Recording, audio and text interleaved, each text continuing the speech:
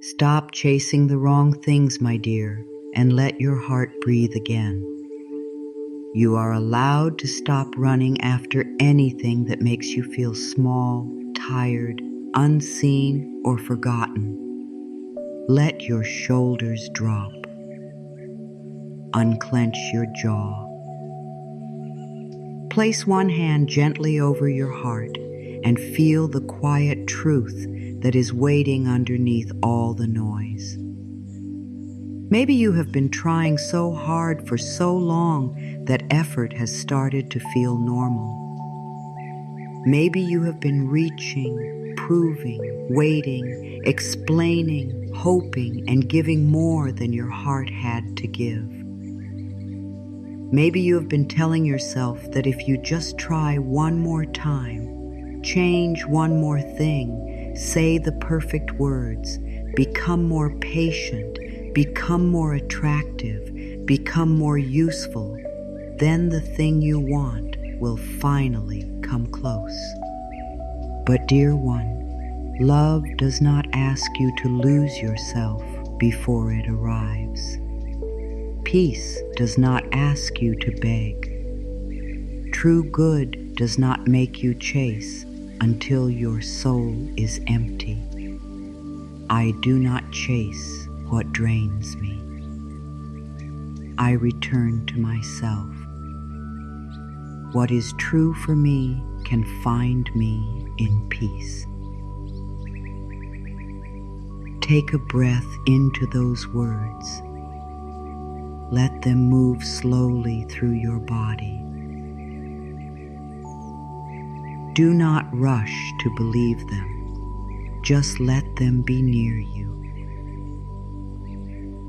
Sometimes the heart needs to hear a new truth many times before it feels safe enough to receive it. That is all right. There is no force here. There is no pressure. There is only a soft invitation to stop carrying what was never meant to be carried by fear. So many people think chasing is love. They think chasing means they care deeply. They think chasing means they are loyal, strong, hopeful, or brave. And sometimes, yes, the heart keeps reaching because it has loved sincerely. But there is a difference between loving something and losing yourself inside the need for it. There is a difference between taking inspired action and running after something that keeps moving away from your peace. One brings life into your body. The other slowly takes life out of it. Notice your body when you chase. Notice the tightness. Notice the small ache between your shoulder blades from carrying too much. Notice how your stomach pulls in. Notice how your breath becomes shallow. Notice how your mind keeps building stories, trying to guess what will happen, trying to control every little sign. This is not peace. This is not trust. This is the body saying, I do not feel safe. And when the body does not feel safe, the heart starts to confuse panic with desire. Breathe, right here, softly. You do not have to shame yourself for chasing. You do not have to look back and call yourself foolish. You were trying to receive love. You were trying to feel secure. You were trying to find the place where your heart could finally rest. Every part of you that chased was only looking for home. So do not punish that part of you. Hold it gently. Say to it, I understand why you ran. I understand why you held on. But now we are learning another way. There is a beautiful moment in every healing journey when you begin to see that what drains you cannot be your home. It may be familiar, but familiar is not always loving. It may feel exciting, but excitement is not always peace. It may make your mind busy, but a busy mind is not the same as a fulfilled heart. Sometimes the wrong thing keeps you hooked because it gives you small pieces of hope, a little attention, a little progress, a little sign, a little promise. And then you wait for more. You keep checking, you keep trying, you keep giving. You keep hoping that one day the little drops will become a river. But my dear, you were not created to live on drops of love. You were not created to survive on crumbs of peace. You were not created to keep proving that you are worthy of being chosen. Your worth was never waiting at the end of someone else's decision. Your worth was never locked behind the door of one person, one job, one message, one outcome, one chance, or one dream. Your worth is here now, under your breath, under your skin, under every mistake, under every delay, under every season where nothing made sense. Enough. Let that word land gently. Enough. Not as anger, not as bitterness, as freedom. You are allowed to stop. You are allowed to breathe. You are allowed to choose peace. You are allowed to stop knocking on doors that only answer with confusion. You are allowed to stop shrinking yourself to fit into places that never honored your full heart. You are allowed to stop calling anxiety a sign. You are allowed to stop calling waiting your destiny. You are allowed to stop calling pain a test of your value. Give yourself 30 seconds right now to stop reaching outward and come back inward. You do not need to solve your whole life in this moment, and you do not need to decide everything today. Just take 30 seconds and feel your own presence. Feel the hand on your heart. Feel the breath moving through your chest. Feel that you are still here. After all the chasing, all the hoping, all the silent tears, all the times you wondered if something was wrong with you, you are still here. That means there is still life in you. There is still wisdom in you. There is still a quiet path opening beneath your feet. Fear says, if I stop chasing, I will lose everything. Love says, if you stop chasing, you will finally see what was meant for you. Fear says, if I do not hold on tightly, nothing will stay. Love says, what is true does not need your fear to keep it alive. Fear says, I must make this happen. Love says, you can act with care and still let life breathe. Listen to love.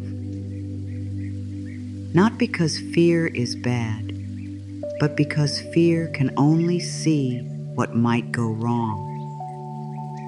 Fear looks through a small window.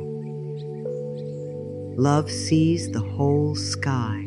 Fear wants to protect you from pain, but sometimes it protects you by keeping you trapped in what is already hurting. Love protects you differently. Love brings you back to your own center. Love teaches you that peace is not weakness. Peace is power that no longer needs to shout. The wrong things often make you feel as if you are always one step behind. You feel as if you must catch up, fix something, prove something, become something more. The wrong things make you measure your worth by response, approval, attention, money, success, or timing. They make you think, when this happens, then I will be okay. But that is a heavy way to live. It keeps your happiness outside your own hands. It makes your nervous system wait for permission to rest. True desire feels different. It may still stretch you, but it does not erase you. It may ask you to grow, but it does not ask you to abandon yourself. It may require patience, but it does not make you hate yourself while you wait. It may call you forward, but it also calls you home. You do not need to chase what is aligned with your soul. You may need to show up. You may need to say yes. You may need to take steps. You may need to heal old beliefs, but you do not need to crawl. You do not need to beg. You do not need to become less of yourself to be more acceptable. The desire that belongs to you will not need you to cut away the softest, truest parts of your heart. This is where many people misunderstand letting go. They think letting go means not caring. They think it means giving up on love, dreams, healing, success, or a better life. But letting go does not mean you stop wanting. It means you stop worshiping the one shape you thought your good had to take. It means you release the fear that says, it must be this, or I will never be happy. It means you open your hands and say, life, I trust you enough to bring me what is right, not just what is familiar. I release what makes me forget my worth. I welcome what meets me in peace. I trust the good that knows my name.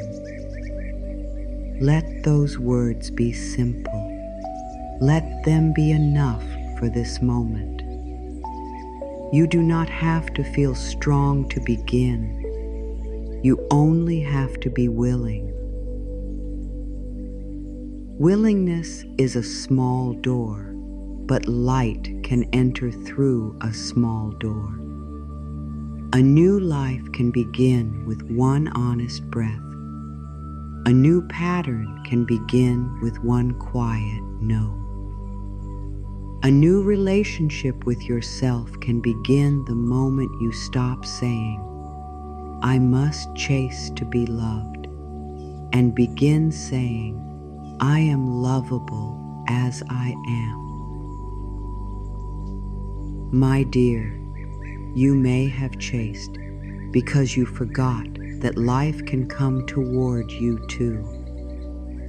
You may have been doing all the moving, all the reaching, all the adjusting, all the waiting. But a healthy desire has movement on both sides. A true desire is not only you stretching toward life, it is life answering you. It is life sending peace, signs, support, strength, timing, and openings. It is life meeting your willingness with grace. Think of chasing as wearing a heavy coat in warm weather. At first, you may not notice the weight. You may think, this is just how life feels. You keep walking, you keep sweating, you keep carrying the heaviness because you believe you need it. But then one day, something inside whispers, you can take this off now. And when you do, the air touches your skin. Your body cools, your shoulders lift. You realize you were not weak.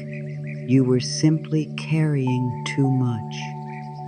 Today, you can begin to remove the coat of proving, the coat of begging, the coat of waiting for another person to tell you that you matter, the coat of trying to force a life that does not feel kind to your spirit. You do not have to throw it away with anger. You can simply put it down with love. You can say, "Thank you for trying to protect me, but I do not need this weight anymore." And maybe part of you will still want to pick it back up. That is normal. Old patterns can feel safer than new freedom. The mind may say, "But what if nothing comes? What if I stop chasing and I am left with nothing?" That fear deserves tenderness, but it does not deserve to lead your whole life. You can comfort the fear without obeying it. You can say, "I hear you. I know you are scared, but we are learning to trust." You are allowed to stop running after the life that keeps running from your peace. You are allowed to stop offering your heart to places that only know how to take.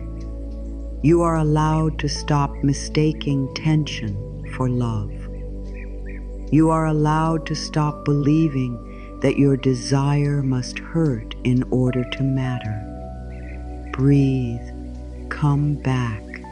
You are here. The first freedom is not getting the desire. The first freedom is no longer abandoning yourself for it. When you come back to yourself, something changes. Your energy changes. Your choices change. Your voice changes. Your body begins to understand that it no longer has to live in constant emergency. You start to ask different questions. Not, "How do I make this want me?" but, "Does this bring me peace?" Not, "How do I prove I am enough?" but, "Can I feel my enoughness now?" Not, "How do I force this door open?" but, "Is this even the door my soul wants?" That question matters. Is this even the door my soul wants? Sit with it gently. Do not rush. Do not answer from panic. Let the question rest inside you like a warm hand. Sometimes the soul has been trying to speak for a long time, but the noise of chasing was too loud. When you stop, even for a moment, you may hear what your heart has been saying all along. You may hear, "I am tired." You may hear, "I want peace." You may hear, "I want to be loved without performing." You may hear, "I want a life that feels like mine." And that is where the real journey begins. Sometimes the thing you chase is only a symbol of what your soul really wants. You may think you are chasing a person, but what you really want is the feeling of being chosen. You may think you are chasing money, but what you really want is the feeling of safety. You may think you are chasing success, but what you really want is the feeling that your life matters. You may think you are chasing beauty, approval, or attention, but underneath all of that, your heart may simply be saying, "Please let me feel enough." Notice. Pause. Be honest. No shame. There is no shame in wanting to be loved. There is no shame in wanting comfort. There is no shame in wanting someone to see you, choose you, call you, support you, or stay. There is no shame in wanting a better home, more money, stronger health, deeper peace, or a life that feels lighter. Desire is not the problem. Desire is part of being alive. The problem begins when you attach your whole worth to one form and call that form your only path to happiness. Take one breath and ask one simple question. What feeling am I really wanting? Not what thing, not what name, not what exact outcome. What feeling? This question can open a new room in your heart. It can help you see the difference between the surface desire and the soul desire. The surface desire says, I need that one person to choose me. The soul desire says, I want to feel loved, safe, respected, and wanted. The surface desire says, I need that exact job. The soul desire says, I want to feel useful, free, stable, creative, and valued. The surface desire says, I need everyone to see my success. The soul desire says, I want to trust that my life has meaning. When you understand the feeling beneath the desire, you stop giving all your power to one shape. You begin to understand that life has many ways to bring you love, many ways to bring you support, many ways to bring you abu and dance, many ways to bring you healing, many ways to bring you the deep feeling your heart has been asking for. Old mind says, I need this exact thing, or I cannot be happy. Soul says, I need the feeling beneath it, and life can bring it in many ways. Old mind says, if this does not happen, I have failed. Soul says, if this does not happen, I am still guided. Old mind says, this is my only chance. Soul says, life is wider than one door. Let your belly soften as you breathe. Many people hold their fear in the belly. They tighten there without knowing it. Soften that place now. Let the breath go low. Let your body know that it does not have to fight this truth. You are not being asked to stop wanting good things. You are being asked to want from a place of wholeness, not panic. Think of your desire as a mirror. Sometimes you look into it and see what you think you need. But if you look more closely, the mirror shows you something deeper. It shows you the part of you that wants to be cared for, the part of you that wants to rest, the part of you that wants to stop being strong all the time, the part of you that wants to feel safe enough to open again. Maybe you have been chasing someone's attention because long ago, attention felt like love. Maybe you learned that if you could make someone look at you, stay near you, or answer you, then you were safe. So now, when someone becomes distant, your old wound wakes up. Your body thinks, I am being left again. And suddenly, it is not only about one message or one conversation. It is about the old fear that you are easy to leave. Place a hand on your heart if that feels true. Breathe. You are not easy to leave. You are not hard to love. You are not too much. You are learning to stop making one person responsible for healing an old wound that needs your own love first.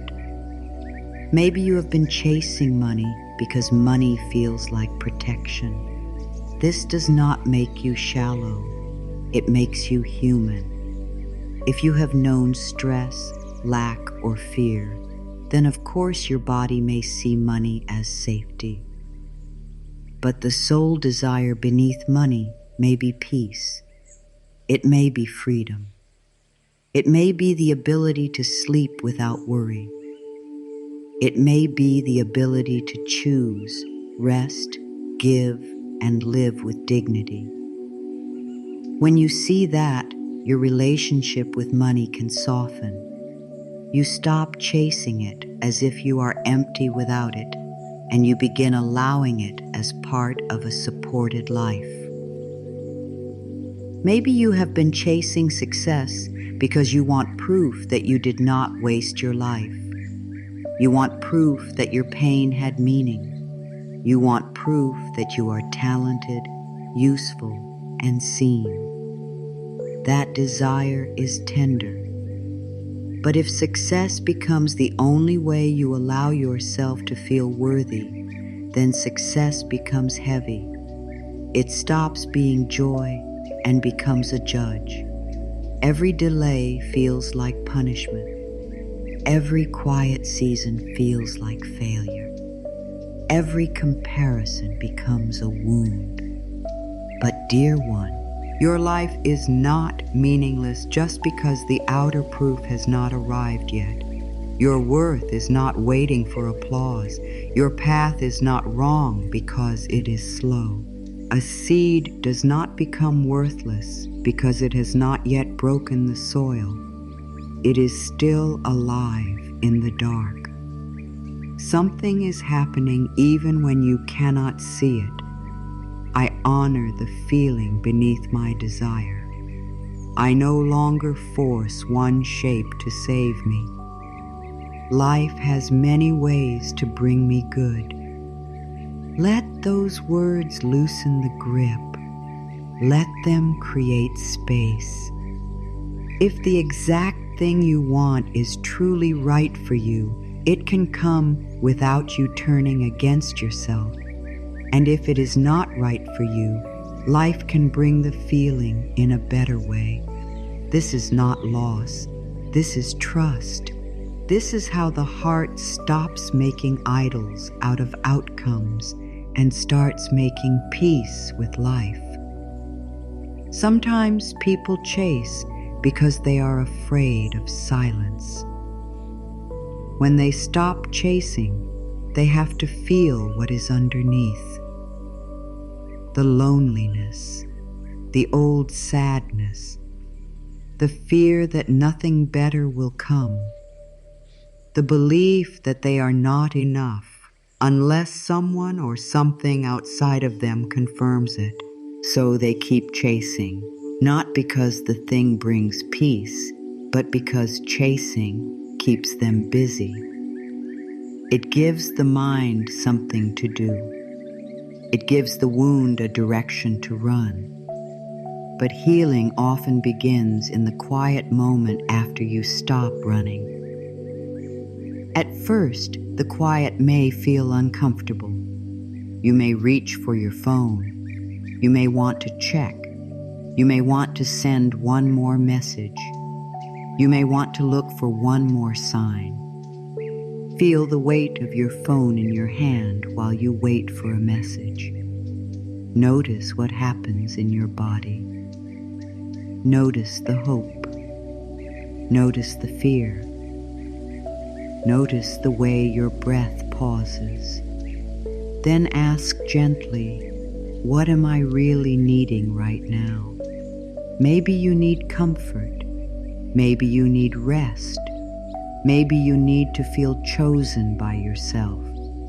Maybe you need to remember that silence from someone else is not silence from life. Maybe you need to come back to the present moment instead of living inside a future that has not arrived. This is not about judging yourself. It is about listening. Every chase has a message. Every strong attachment has a wound or a wish underneath it. If you listen with kindness, the chase becomes a teacher. It shows you where your heart still needs love. It shows you where your body still needs safety. It shows you where your mind still believes that good must be forced. My dear, you can want something and still not chase it. You can love someone and still not abandon yourself. You can desire success and still rest.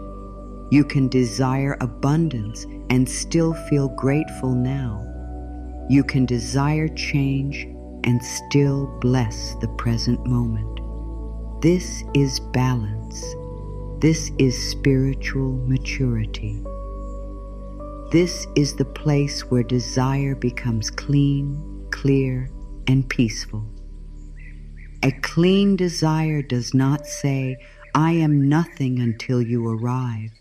A clean desire says, I am whole and I welcome you. A clean desire does not say, you must me exactly as I demand. A clean desire says, I trust life to bring the right form. A clean desire does not say, I will hate myself if this does not happen. A clean desire says, I am loved through every outcome. This is a softer way to live. It does not take away your dreams. It protects them from fear. It keeps them from becoming heavy with need. It lets them breathe. And when a desire can breathe, it can move. It can grow. It can change shape if needed. It can come closer without being crushed by pressure. Maybe you are beginning to see that the thing you thought you wanted was carrying a deeper prayer. Maybe the prayer was, let me feel safe. Maybe it was, let me be loved. Maybe it was, let me know I matter. Maybe it was, let me stop being afraid. Maybe it was, let me finally feel at home in my own life. That prayer is holy. That prayer deserves respect. But do not hand it to the wrong thing and beg that thing to answer. Bring the prayer back to your heart. Bring it back to life. Bring it back to the universe. Bring it back to the part of you that is ready to heal. Say gently, I am safe to know what I truly want. I am safe to release false urgency. I am safe to receive in peaceful ways. The wrong things often create urgency. They make you feel like everything must happen now or you will lose your chance. They make you feel like you must answer quickly, prove quickly, change quickly, decide quickly. But the soul does not usually speak in panic. The soul speaks in steady knowing. It may be strong, but it is not frantic. It may ask for courage, but it does not ask for self-harm. It may move you forward, but it does not make you feel like you must betray yourself to get there. So when you feel a desire, ask the body, does this desire open me or close me? Does it bring breath or take breath? Does it help me stand taller or make me shrink? Does it make me kinder to myself or crueler? Does it feel like love or does it feel like hunger mixed with fear? Your body often knows before your mind admits it. The mind can explain anything. It can build a beautiful story around pain. It can say, "This is meant for me," even when your body is tired. It can say, "Just wait longer," even when your heart feels smaller every day. It can say, "Try harder," even when your soul is begging for rest. But the body speaks through truth: tightness, softness, warmth, coldness, expansion, contraction, peace, panic. Listen, not with fear, with care. Your true desires are not here to punish you. They are here to guide you back to your own life. A true desire may ask you to grow, but it will not demand that you disappear. A true desire may ask you to be brave, but it will not ask you to live in constant anxiety. A true desire may take time, but it will not make you feel worthless while it unfolds. This is why we must learn to look beneath the surface. When you say, "I want this," pause and ask, "What do I believe this will give me?" Then ask, "Can I begin giving some of that feeling to myself now?" If you want love, can you speak to yourself with love today? If you want safety, can you create one small, safe moment today?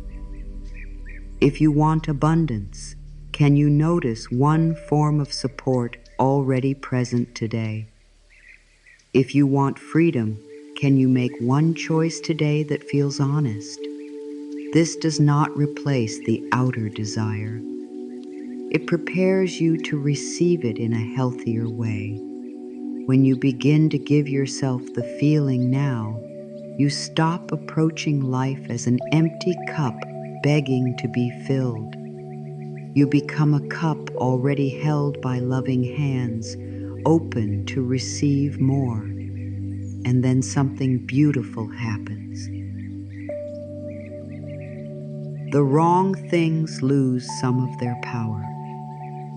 The person who gave you only confusion no longer feels like your only doorway to love. The job that drained your spirit no longer feels like your only doorway to safety. The approval that once controlled you no longer feels like your only doorway to worth.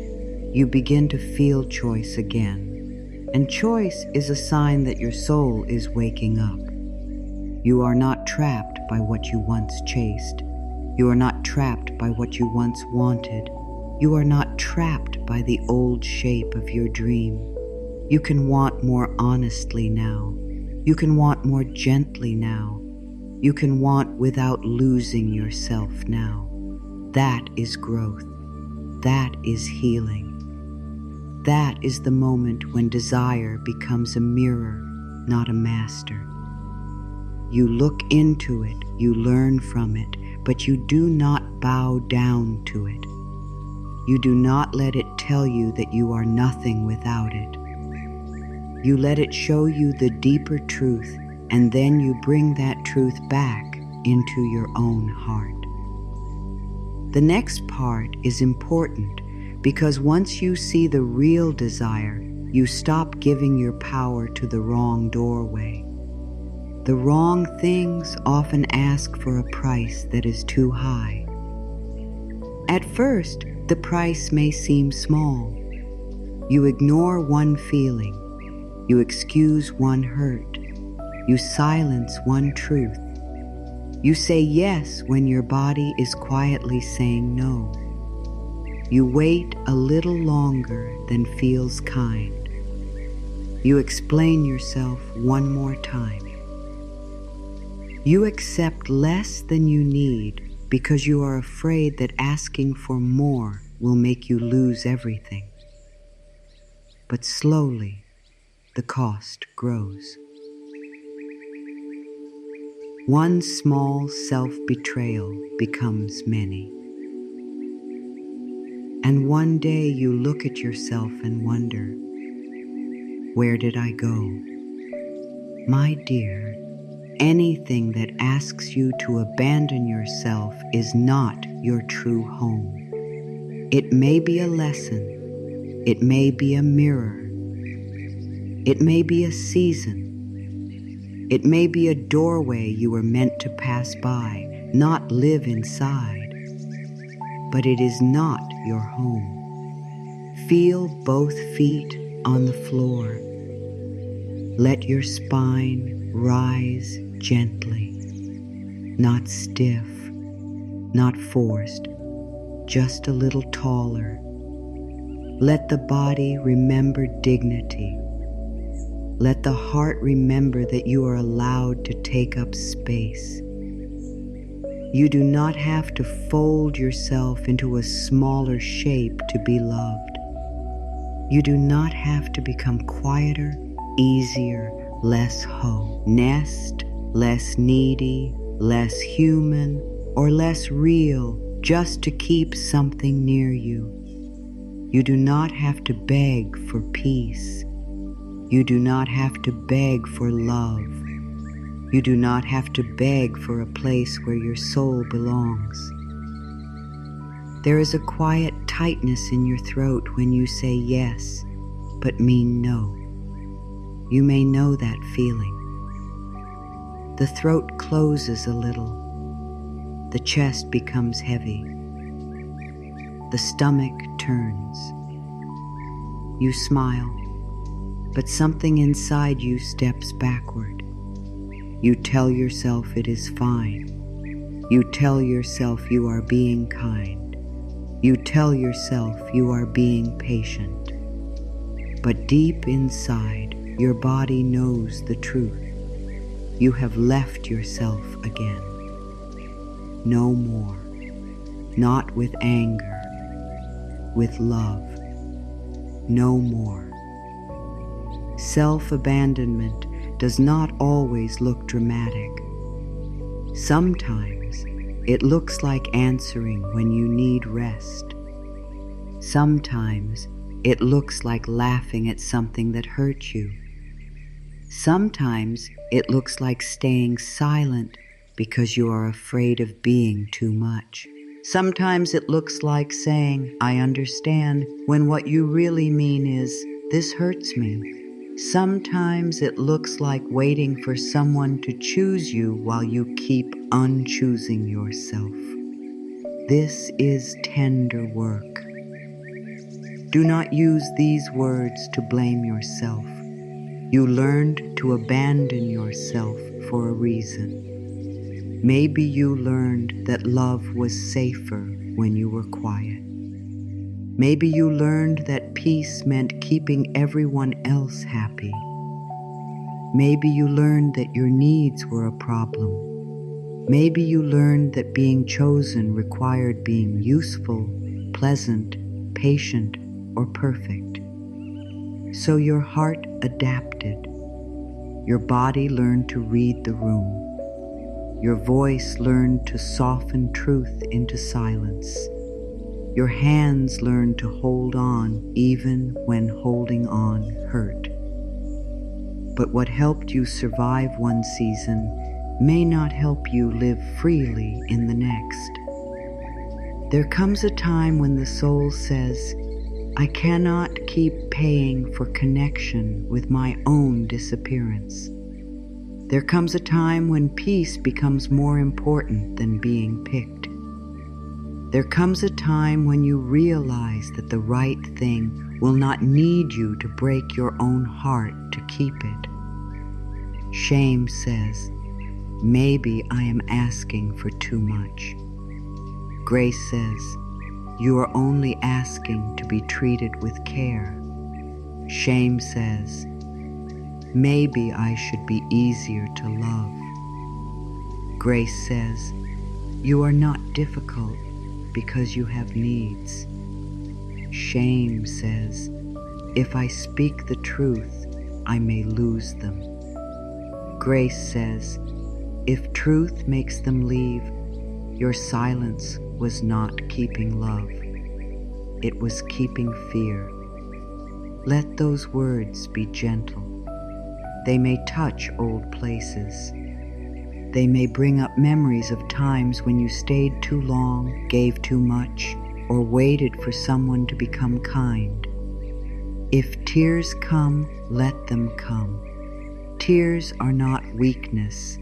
They are the body telling the truth after a long time of holding it in. The wrong things make you knock until your hands hurt.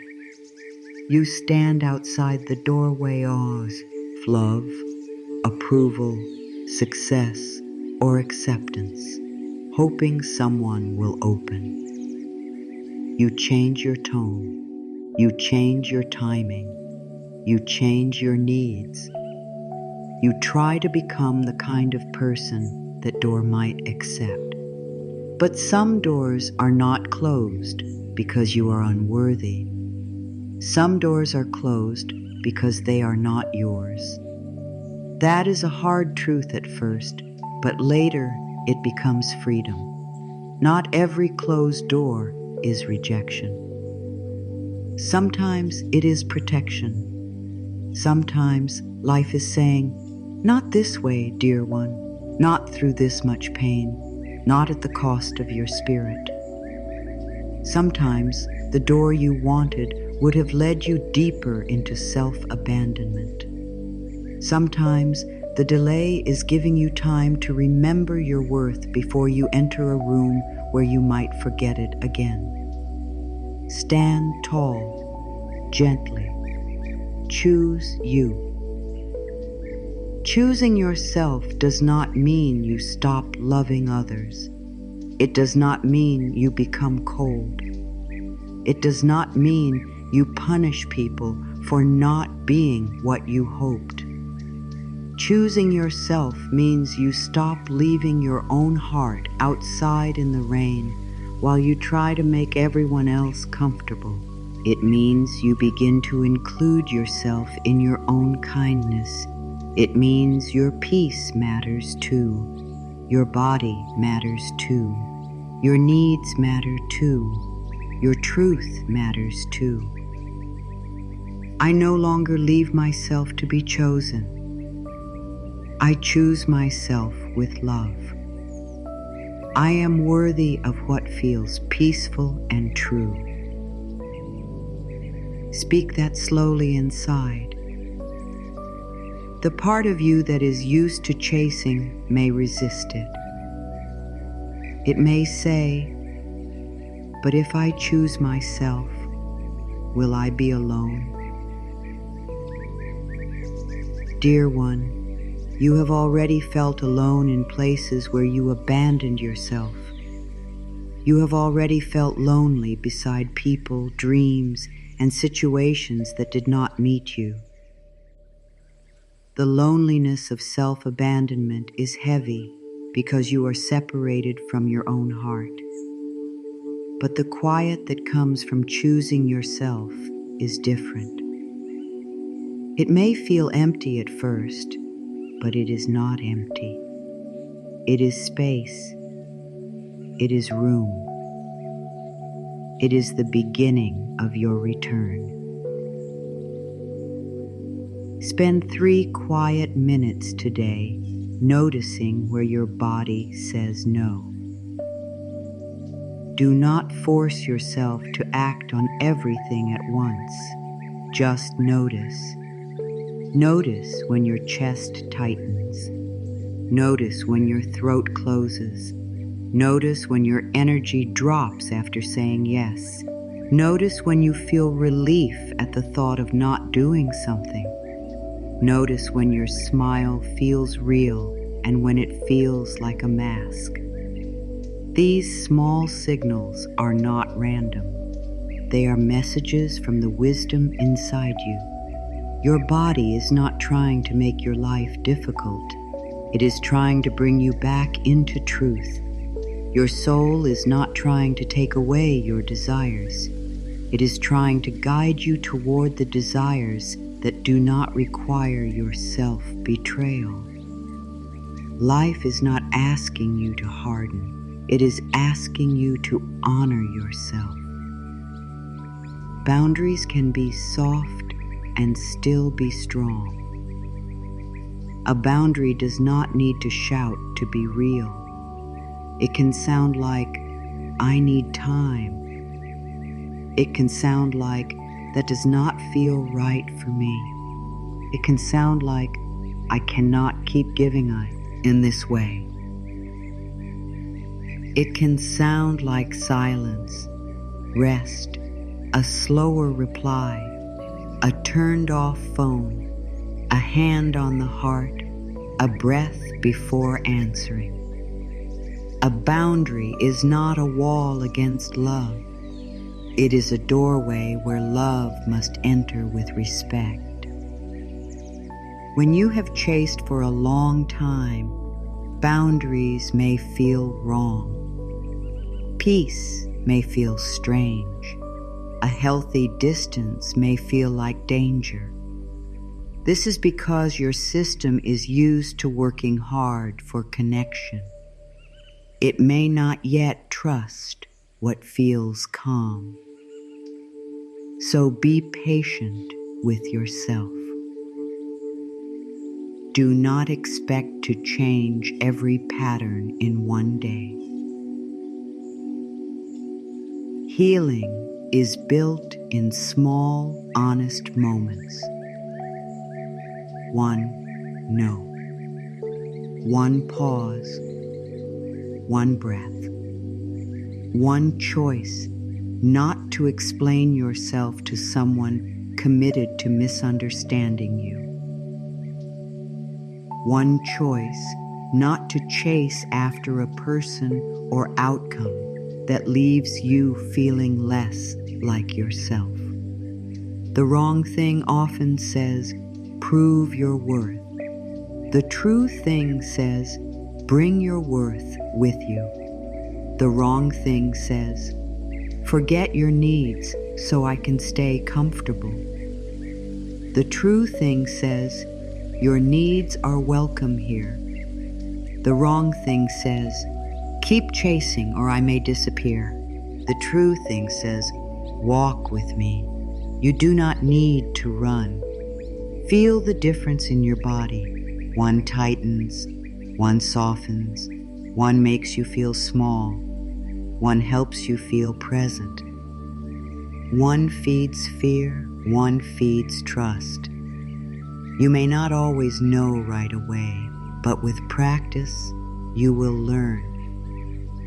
You will begin to recognize the taste of peace.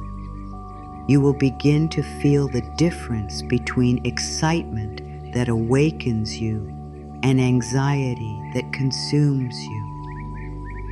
You will begin to understand that not everything intense is meant to be permanent. Some things are intense because they touch a wound, not because they are your destiny. This is why self-worth is so important. Without self-worth, you may call anything love if it gives you a little attention. Without self-worth, you may accept confusion and call it patience. Without self-worth, you may stay in places that keep asking you to earn what should be freely given. But when self-worth begins to grow, your whole life changes. Not because you become better than anyone else, but because you stop treating yourself as less. You stop asking, "How can I make them choose me?" You begin asking, "Does this honor the love I am learning to give myself?" You stop asking, "What is wrong with me?" You begin asking, "What is this teaching me about what I no longer accept?" You stop asking, "How long should I wait?" You begin asking, am I at peace while I wait? This shift is powerful. It changes the way you love, work, create, receive, and dream. It brings your energy back into your own body. And when your energy returns, your true desires can reach you more easily because you are no longer scattered in every place that asked you to prove yourself. Dear one, some of the things you chased were never truly about love. They were about repair. You were trying to repair an old rejection, repair an old silence. See, repair the feeling of being unseen. Repair the memory of not being chosen when you needed it most. So when a present situation felt familiar, you tried to win this time. You thought, if I can make this person stay, if I can make this dream happen, if I can finally be enough here, then the old pain will be healed. But the soul does not heal by winning old pain in a new form. The soul heals when you stop asking the present to fix the past and begin giving love to the part of you that was hurt. You do not need to chase a new ending to an old story. You can write a new story now. The story can begin like this. I am no longer available for love that requires my self-abandonment. I am no longer available for dreams that make me hate the present moment. I am no longer available for success that costs me my health, my joy, and my peace. I am no longer available for waiting rooms that make me forget I am already whole. Right here, right now, I return. You may feel nervous saying such things. That is okay. The nervousness does not mean the truth is wrong. It means the truth is new. Your inner world is learning a different pattern. It is learning that love and peace can exist together. It is learning that desire and dignity can stand side by side. It is learning that you do not have to chase what is truly aligned with you. The wrong things often keep you in a state of almost loved, almost chosen, almost safe, almost successful, almost enough. This almost can become addictive because it keeps hope alive without giving peace. It gives you just enough to stay, but not enough to rest. It makes you think the next moment will finally be different.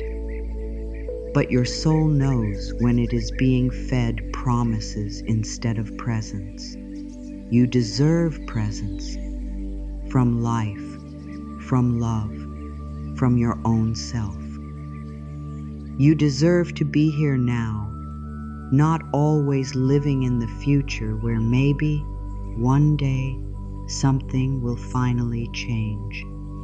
You deserve to feel your own breath today.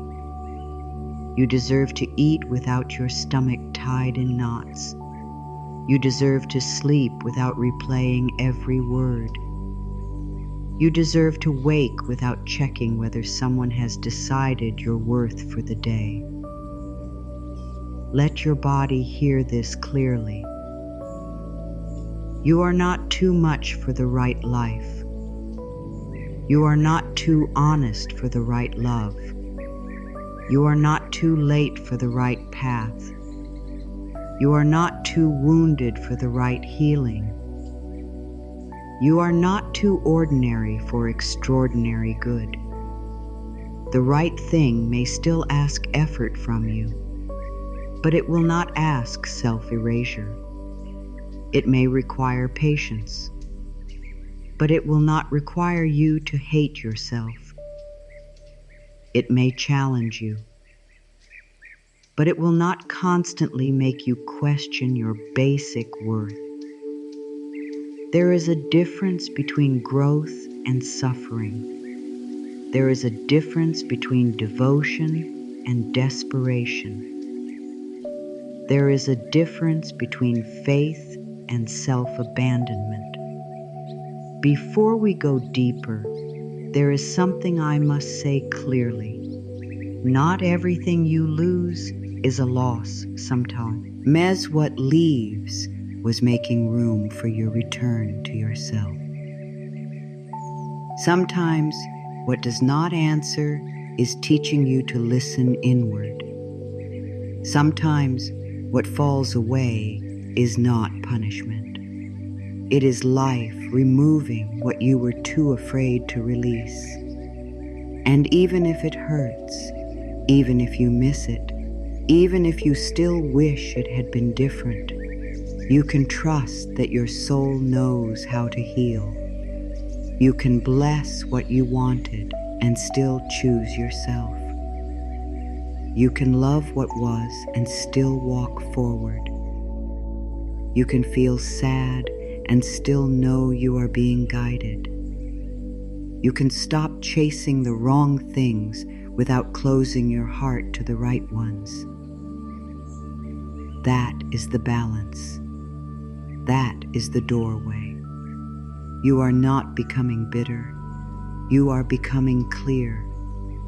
You are not giving up on desire. You are purifying desire. You are letting go of what feeds the wound so you can receive what feeds the soul. Place your hand over your heart again. Feel the warmth there. Feel the living presence inside you. This is the place you keep returning to. Not the phone, not the opinion, not the closed door, not the old story. This place, this breath, this heart, this quiet knowing that you are worthy before anything arrives. I choose peace over proving. I choose truth over chasing. I choose myself with love. Let the words settle. There is no need to run from this moment. There is no need to force the next door. There is no need to become smaller, to be held. The wrong things may have asked you to abandon yourself, but your true life will ask you to come home. There comes a moment when your heart grows tired of forcing, not because you no longer care, not because your dream no longer matters, not because love, success, healing, peace, or abundance no longer feel important, but because something deep inside you begins to understand that forcing is not the same as faith. Forcing is the voice of fear trying to dress itself as action. Forcing says, if I do not push harder, I will lose what is mine. Trust says, what is truly mine does not need my panic to reach me. Let that truth move slowly through you. You can care deeply and still stop forcing. You can desire something with your whole heart and still release the need to control every step. You can take action without turning your body into a place of stress. You can want your true desires to find you without chasing the wrong things until your spirit feels empty. Take a slow breath in through your nose. Let it leave gently through your mouth. Feel the air just above your collarbones softening as you breathe. That place often becomes tight when you are trying too hard to hold life together. So soften it now. Let your chest know that it is safe to open. Let your body know that it does not have to carry the full weight of every outcome. Forcing often begins quietly. It starts as planning. Then it becomes overthinking. Then it becomes checking, waiting, fixing, guessing, controlling, and trying to read every sign. You tell yourself that you are only being careful. You tell yourself that you are only being responsible. You tell yourself that if you can just find the right words, the right timing, the right strategy, the right version of yourself, then everything will finally happen. But underneath all of that, the body is whispering, I am afraid. Fear wants a guarantee. Fear wants life to promise that nothing will hurt. Fear wants to know the ending before it allows the heart to rest. But life does not always give the whole map. Life gives one step, one breath, one soft nudge, one honest feeling, one open door, one closed door, one pause that protects you, one delay that prepares you, one silence that invites you inward. This is why forcing becomes so painful. You are trying to make life give you the whole river when it is only asking you to step into the next gentle current. Let go. Float. Trust. Again. The river does not move because you shout at it. It does not become wiser because you worry beside it. It does not rush because your mind is afraid. The river knows how to move. It bends around stones. It finds the open path.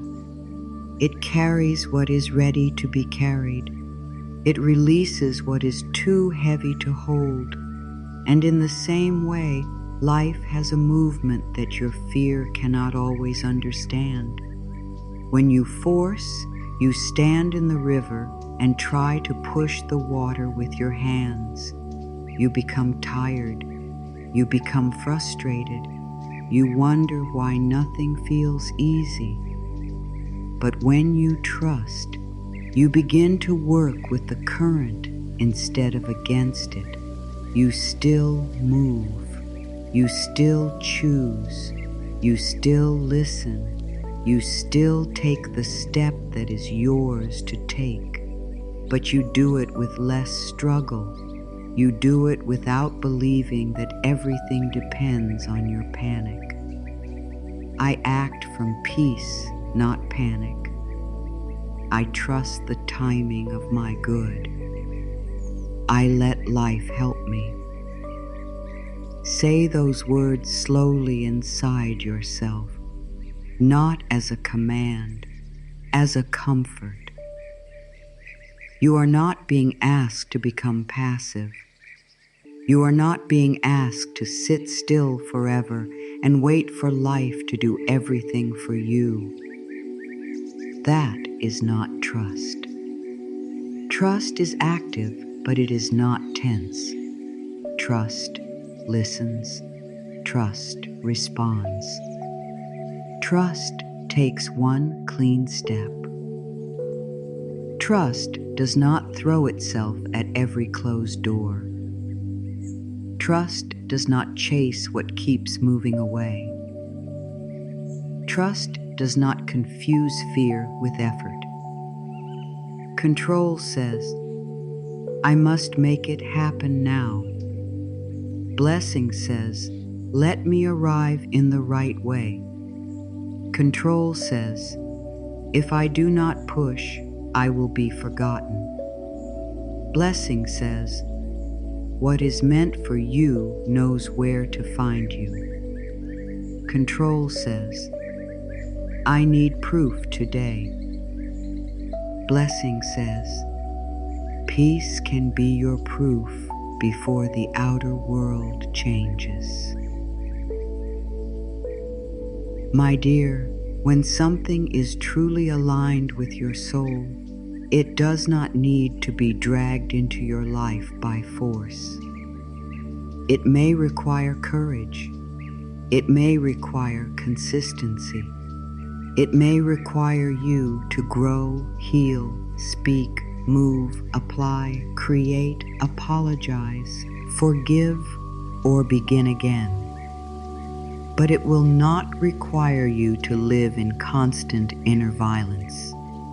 It will not ask you to attack yourself every day with thoughts of not enough, not fast enough, not good enough, not chosen enough. The wrong things make you feel like you must force yourself to become acceptable. The right things invite you to become more honest, more loving, more awake, and more whole. There is a difference. So pause for a moment and ask yourself with kindness, where am I forcing because I am afraid to trust? Do not ask this question with blame. Ask it like you are sitting beside your own heart. Maybe you are forcing communication with someone who is not meeting you with care. Maybe you are forcing a dream to happen in a timeline that is hurting your body.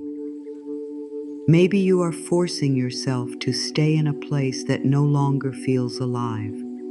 Maybe you are forcing yourself to be fine when you are tired. Maybe you are forcing a version of success that does not even feel like your true desire anymore. Be gentle. The truth does not need cruelty. The truth needs space. When you stop forcing, emotions may rise. Sadness may come. Anger may come. Fear may come. You may feel as if you are losing control, but often you are only losing the tight grip that was hurting you. The hand that has been clenched for a long time may ache when it opens. That does not mean opening is wrong. It means the body is learning a new way. Practice 90 seconds of not solving anything. Just 90 seconds. Do not fix your whole life. Do not decide the whole future. Do not send the message. Do not check for the answer. Do not plan the next 10 steps. For 90 seconds, breathe and let life be. Let your shoulders drop. Let your hands rest open. Let your jaw soften. Tell the mind, we are not solving right now. We are returning. This small practice can change your energy. It teaches the body that peace is possible even before the outcome arrives. It teaches the nervous system that safety does not always come from control. It can come from presence. It can come from trust. It can come from the quiet decision to stop making every moment a test of your worth. The need to force often comes from an old belief that life will not support you unless you fight for everything. Maybe you learned this early. Maybe you had to work hard for attention. Maybe you had to prove your value. Maybe peace was not freely given. Maybe love felt uncertain. Maybe support came only after you became useful, quiet, strong, or perfect. So now, when something matters to you, your body thinks it must go into battle. But you are not in that old place now. You are here. You are breathing. You are learning. You are allowed to receive support in easier ways. This is a new thought for many hearts. Life can help me. Not after I exhaust myself. Not after I prove enough. Not after I become perfect. Life can help me now through an idea, through timing, through a person, through rest, through a closed door, through a sudden change, through a quiet feeling that says, not this way, through a gentle pull that says, go here. When you release control, you do not release your desire. You release the fear around your desire. You release the belief that there is only one narrow path. You release the idea that everything must happen exactly as your mind has planned. And when the fear loosens, the desire becomes lighter.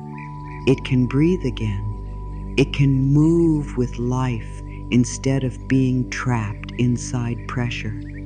I release the how. I release the when. I release the need to make life prove itself today.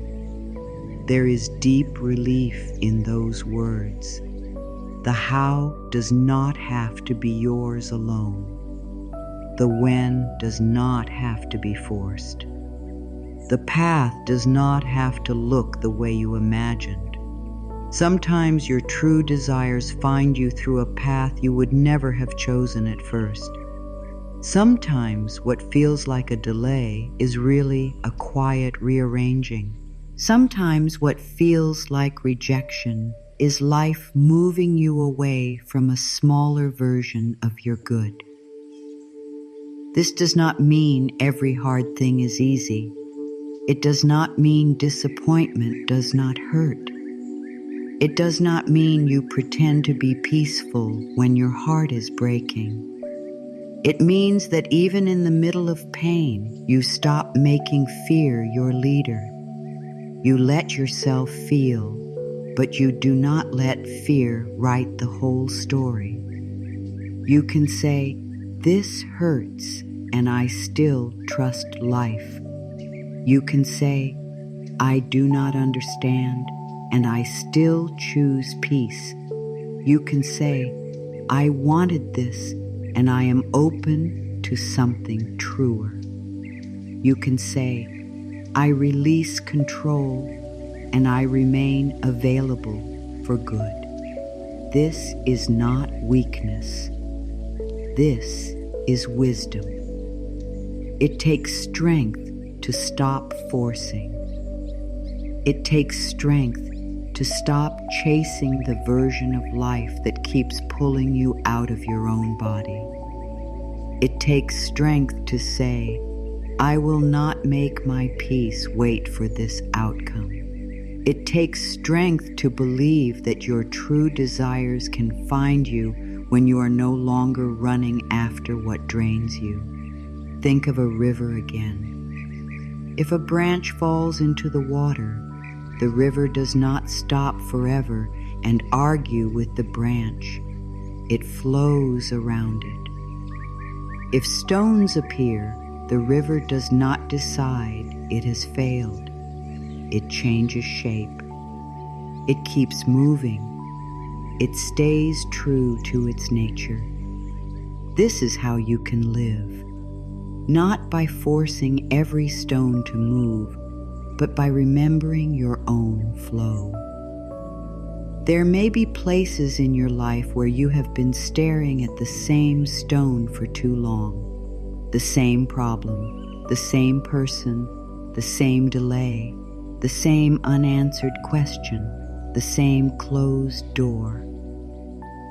You have given it so much attention that you have forgotten the rest of the river. You have forgotten that life is still moving around you. You have forgotten that there are other openings, other paths, other forms of love, other ways for good to arrive. Lift we our eyes inwardly. The stone is not the whole river. The delay is not the whole life. The silence is not the whole answer.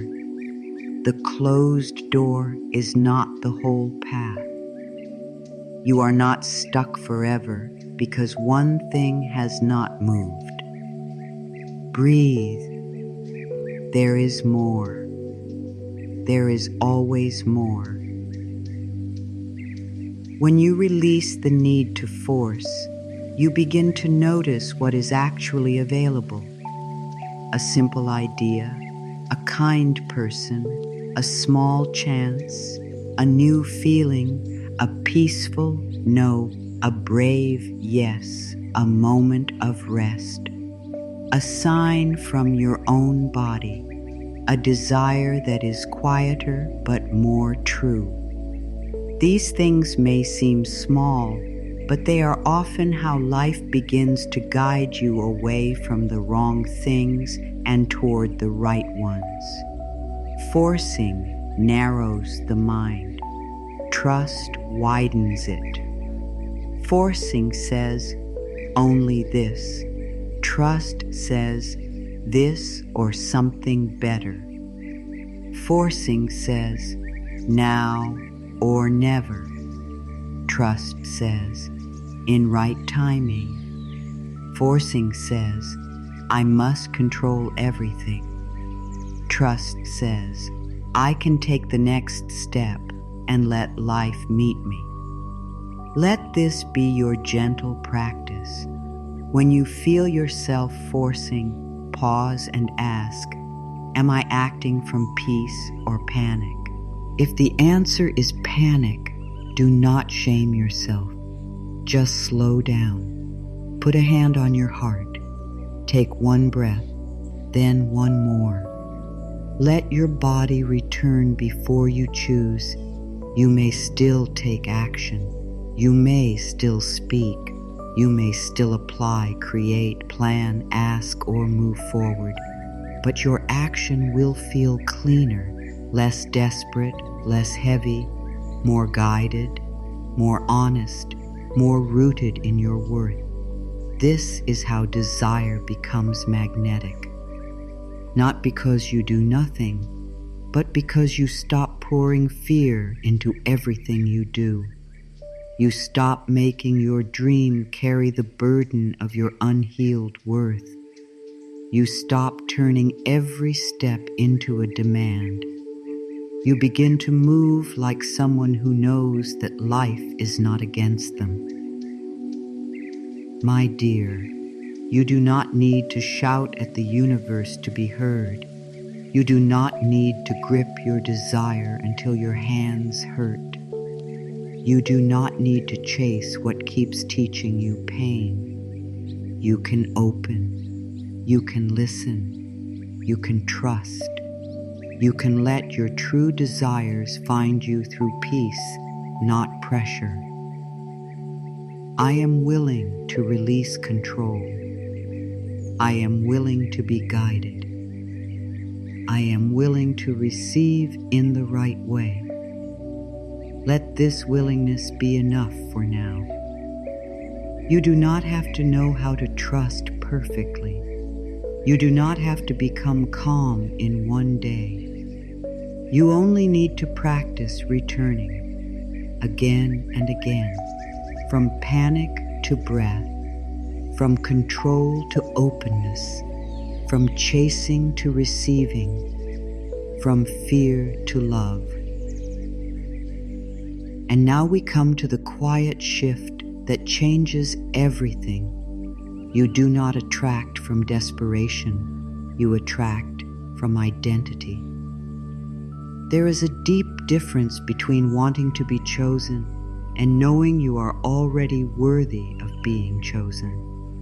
One feels like hunger. The other feels like peace. One reaches outward with fear. The other stands inward with quiet strength. One says, "Please prove that I matter." The other says, "I matter now, and I welcome what honors that truth." This is not about pretending. It is not about acting as if you do not care. It is not about becoming cold or distant.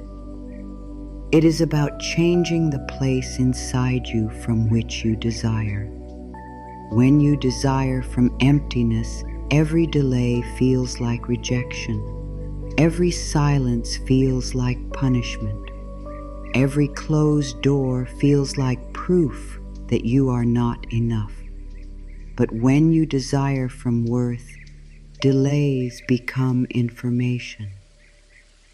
Silence becomes space.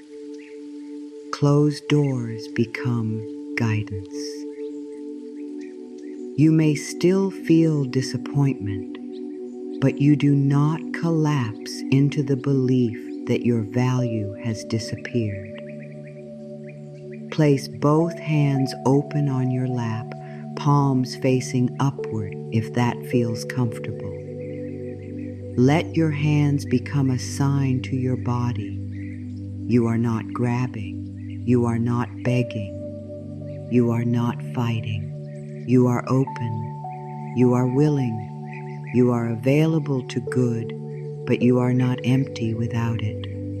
Receive, open, enough. Now, say this gently within yourself. I am not empty. I am not behind. I am already worthy of the good that is coming. Let the words be simple. Let them enter slowly. Many people spend years trying to become worthy of the thing they want. Worthy of love, worthy of money, worthy of rest, worthy of being treated well, worthy of happiness, worthy of peace. But worth is not a prize you receive after enough suffering. Worth is the ground under your feet. It is the truth you return to. It is not created by achievement. It is remembered through love. When you feel unchosen, the mind often tries to fix the pain by chasing harder. It says, be more pleasing, be more patient, be more impressive, be more spiritual, be more attractive, be more successful, be less needy, be more useful.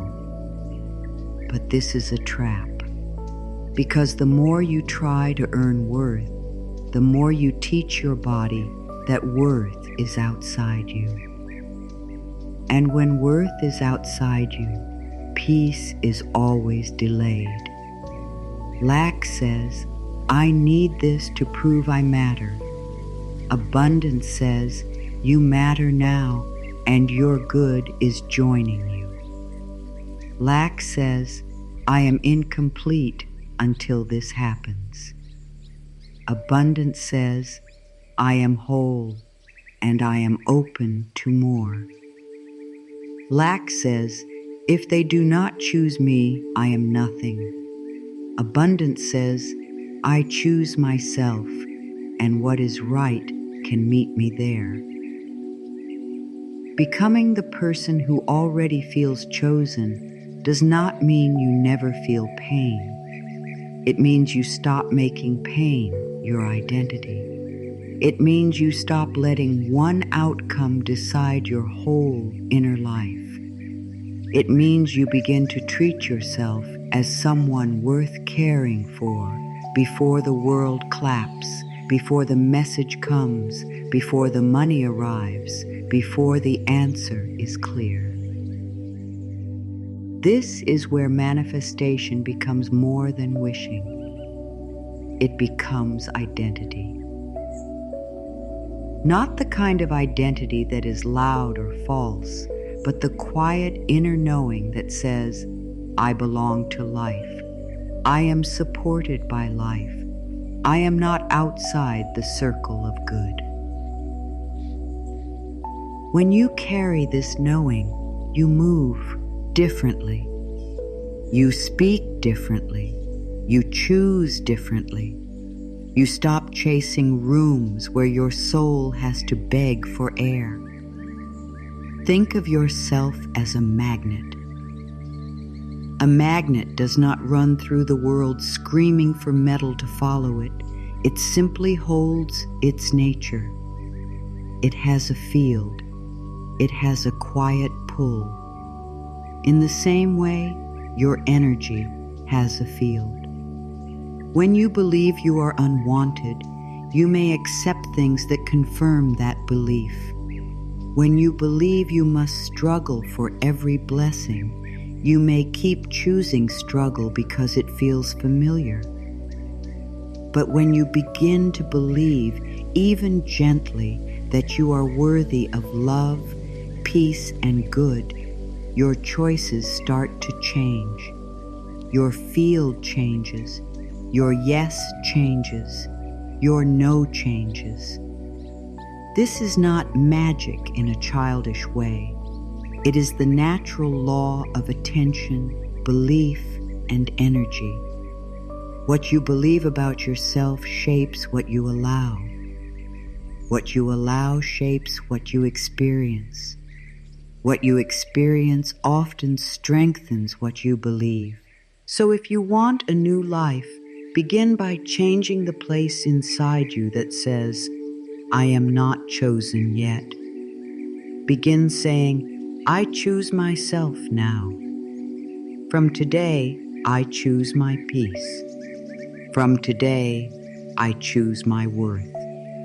From today, I choose to receive without begging.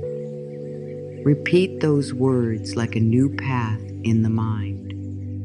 At first, the old thoughts may return. They may say, this is not true. Look at what happened. Look at who left. Look at what has not arrived. Do not fight those thoughts. Do not wrestle with them all day. Simply answer softly, I am learning a new truth now.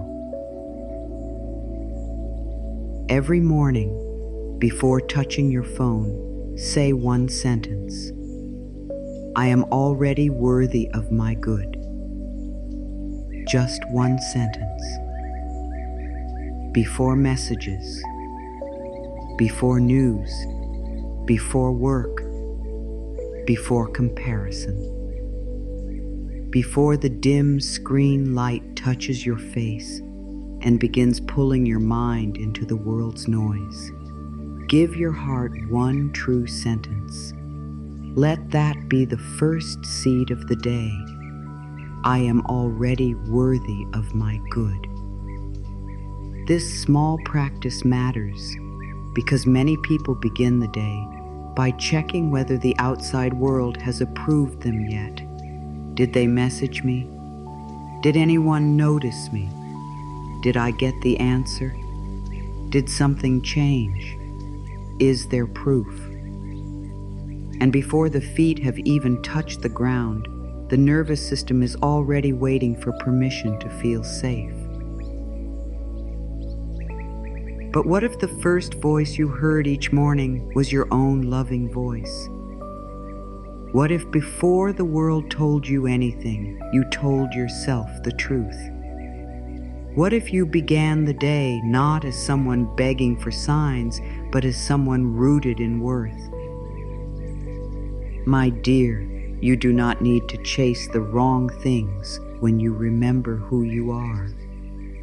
Chasing often begins in forgetting.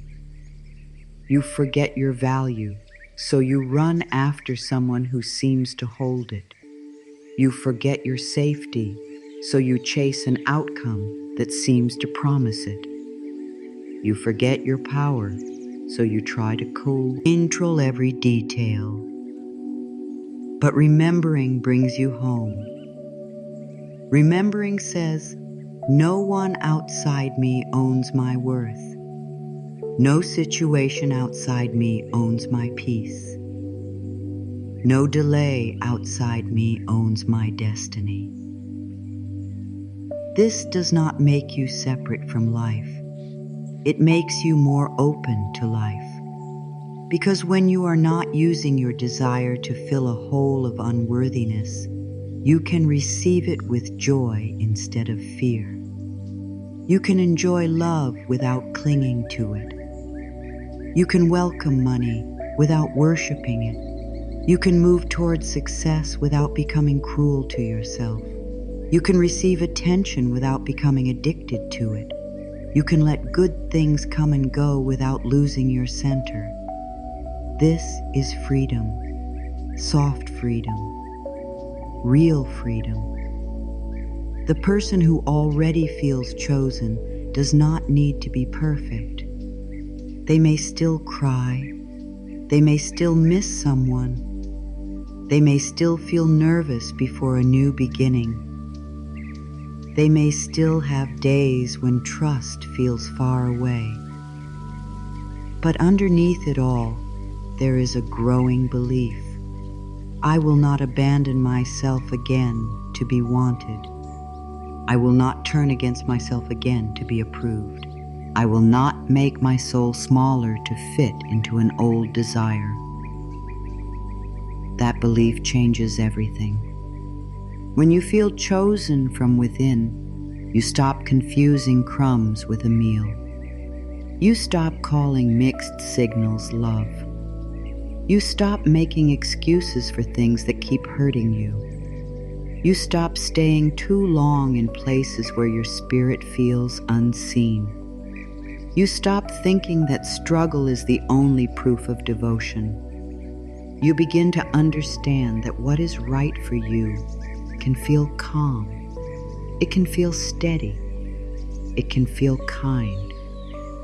You may wonder, but if I stop chasing, will I become lazy? Will I miss my chance? No, dear one. You will not become lazy. You will become clear. You will still act, but your action will come from alignment instead of fear. You will still move, but you will move toward what honors you. You will still desire, but you will desire without making yourself poor in spirit. There is a big difference between inspired action and desperate action. Inspired action feels like a deep yes, even if it scares you a little. Desperate action feels like panic wearing the clothes of effort. Inspired action leaves you with self-respect. Desperate action often leaves you feeling smaller. Inspired action says, "This is mine to do." Desperate action says, "I must do this or I will not be enough." Pause and ask, what kind of action am I taking? Do not judge, just notice. Awareness is the beginning of change. A person who feels chosen by life does not need every person to choose them. A person who feels supported by life does not need every door to open. A person who feels loved by life does not turn every delay into a personal wound. This does not happen overnight. It is practiced, thought by thought, breath by breath, choice by choice. One day, you choose not to send the message that comes from panic. Another day, you choose to rest instead of overworking to prove yourself. Another day, you choose to speak kindly to your reflection. Another day, you choose not to compare your path to someone else's. Another day, you choose to say, "This does not feel good for me." These are not small things. These are signs that your identity is changing. You are no longer the one who chases. You are becoming the one who receives. You are no longer the one who begs for a place. You are becoming the one who belongs to yourself. You are no longer the one who waits to be told you matter. You are becoming the one who knows. This inner shift is magnetic because it changes what you tolerate. It changes what you notice. It changes what you move toward. It changes what you walk away from. The world may not change in one day, but your relationship with the world begins to change. And that is where new outer experiences are born. When you know you are worthy, you become less available for confusion. Not because you hate anyone, not because you think you are above anyone, but because your peace has become precious to you. You stop treating your life like a waiting room for someone else's decision. You stop placing your joy in the hands of things that do not know how to hold it. I am worthy before the answer comes. I am whole before the door opens. I am loved before the world proves it. Let that be enough for this breath. You may still want the relationship, the money, the healing, the change, the success, the new life. Wanting is allowed. But now the wanting can become cleaner. It can rise from your heart without chains around it. It can say, I welcome this, but I do not lose myself for it. That is powerful. That is where your true desires can come closer without being covered in fear. If these words are helping your heart soften, you may write, I am ready to receive what is true for me. Let it be your gentle promise to yourself, not a promise to be perfect, not a promise to never feel fear again, a promise to stop leaving yourself behind for what does not feed your soul. I am ready to receive what is true for me. Let those words live inside you. The next part is where many people quietly block their desires without knowing it. Sometimes the reason your true desires cannot enter is not because life is withholding them. It is because your inner house is full of old promises, old fears, old stories, old yeses that no longer feel true, old roles you keep playing because people expect them from you, old dreams you keep carrying because you once wanted them, even though your heart has changed. There is no shame in outgrowing something. Growth is not betrayal. Growth is life moving through you. The child becomes the adult. The seed becomes the flower. The old room becomes too small. The cup that once held your life may no longer hold the person you are becoming. This is not failure. This is expansion.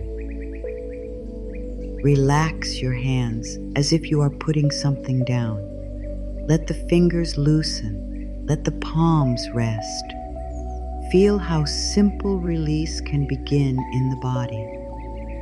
You do not have to know everything you are releasing. You can begin with the feeling, I am willing to make space. Clear space.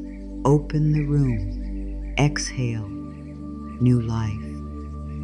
Perhaps you have outgrown the waiting. Perhaps you have outgrown the proving. Perhaps you have outgrown the old way of calling pain love. Perhaps you have outgrown relationships where you must hide your truth. Perhaps you have outgrown success that costs you your health. Perhaps you have outgrown being the strong one who never gets to rest. Perhaps you have outgrown the belief that you must suffer before you receive. Say it gently. I am allowed to outgrow what once felt normal. This sentence can bring relief.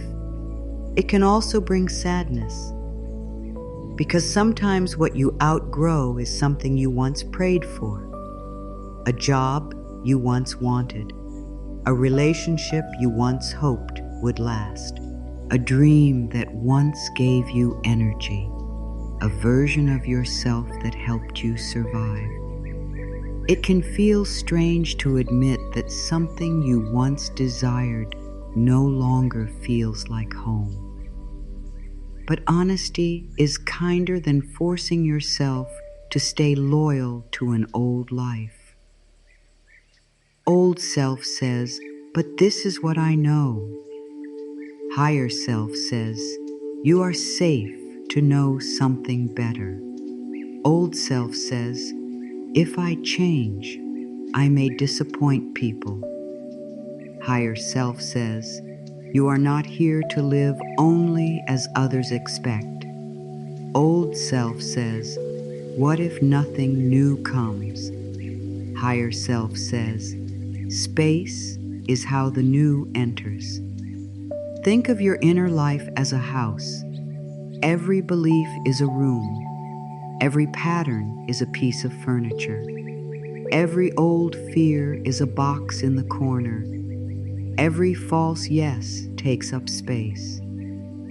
Every time you say yes when your soul says no, you place another heavy object in the room. After a while, there is no space left to move.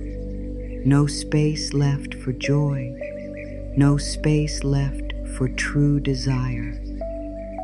Then you wonder why life feels stuck. But maybe you are not stuck. Maybe the room is simply too full. Maybe your heart is crowded with things that no longer belong. Maybe your mind is still living with old voices that told you who you had to be. Maybe your energy is tied to people and outcomes that keep pulling you away from the life trying to arrive. The warmth of the cup you forgot to drink because your mind was busy worrying can be a gentle sign. That cup, sitting there untouched, says something. It says you have been away from yourself again. You have been living in thoughts, in fear, in old yeses, in future plans, in what someone else may or may not do. And meanwhile, the simple present moment was waiting for you. Warmth was waiting. Breath was waiting. Your own life was waiting. Come back. Take the cup of this moment. Let your soul drink. When you say yes to what you have outgrown, you often say no to what is trying to bless you. You say yes to the old pattern and no to peace. Yes to overgiving and no to rest. Yes to proving and no to worth. Yes to chasing and no to receiving. Yes to fear and no to the quiet voice of your true desire. Choose one old yes to turn into a loving no this week. Just one. Do not overwhelm yourself. Healing does not need to be dramatic to be real. Maybe the old yes is answering too quickly when you need time. Maybe the old yes is accepting work that drains you. Maybe the old yes is pretending something does not hurt. Maybe the old yes is checking on someone who never truly meets you. Maybe the old yes is speaking to yourself with criticism because it feels familiar. One loving no can open a window. One loving no can clear a room. One loving no can tell your soul, I am listening now. I make room for what is true. I bless what taught me. I release what no longer holds love for me. Let this affirmation be calm. You do not have to reject the past with anger. You can bless what taught you and still release it. You can honor what helped you survive and still choose a new way. You can be grateful for the lesson and still stop repeating it. Many people stay loyal to old pain because it has become part of their identity. They say, "This is just how I am. I always chase. I always overgive. I always attract the same things. I always struggle with money. I always love people who cannot love me back. I always ruin good things. I always have to work harder than everyone else." These sentences may feel true because they have been repeated for so long, but repetition is not destiny. A pattern is not a life sentence. A belief can be changed. A room can be cleared. A new thought can be planted. Start with simple language. I am learning a new way. I do not have to repeat this. I am safe to choose differently. My past is not my prison. These are not just words. They are new instructions. Your mind has listened to old instructions for years. It can learn new ones. Your body has practiced old responses for years. It can practice new ones. Your heart has expected old pain for years.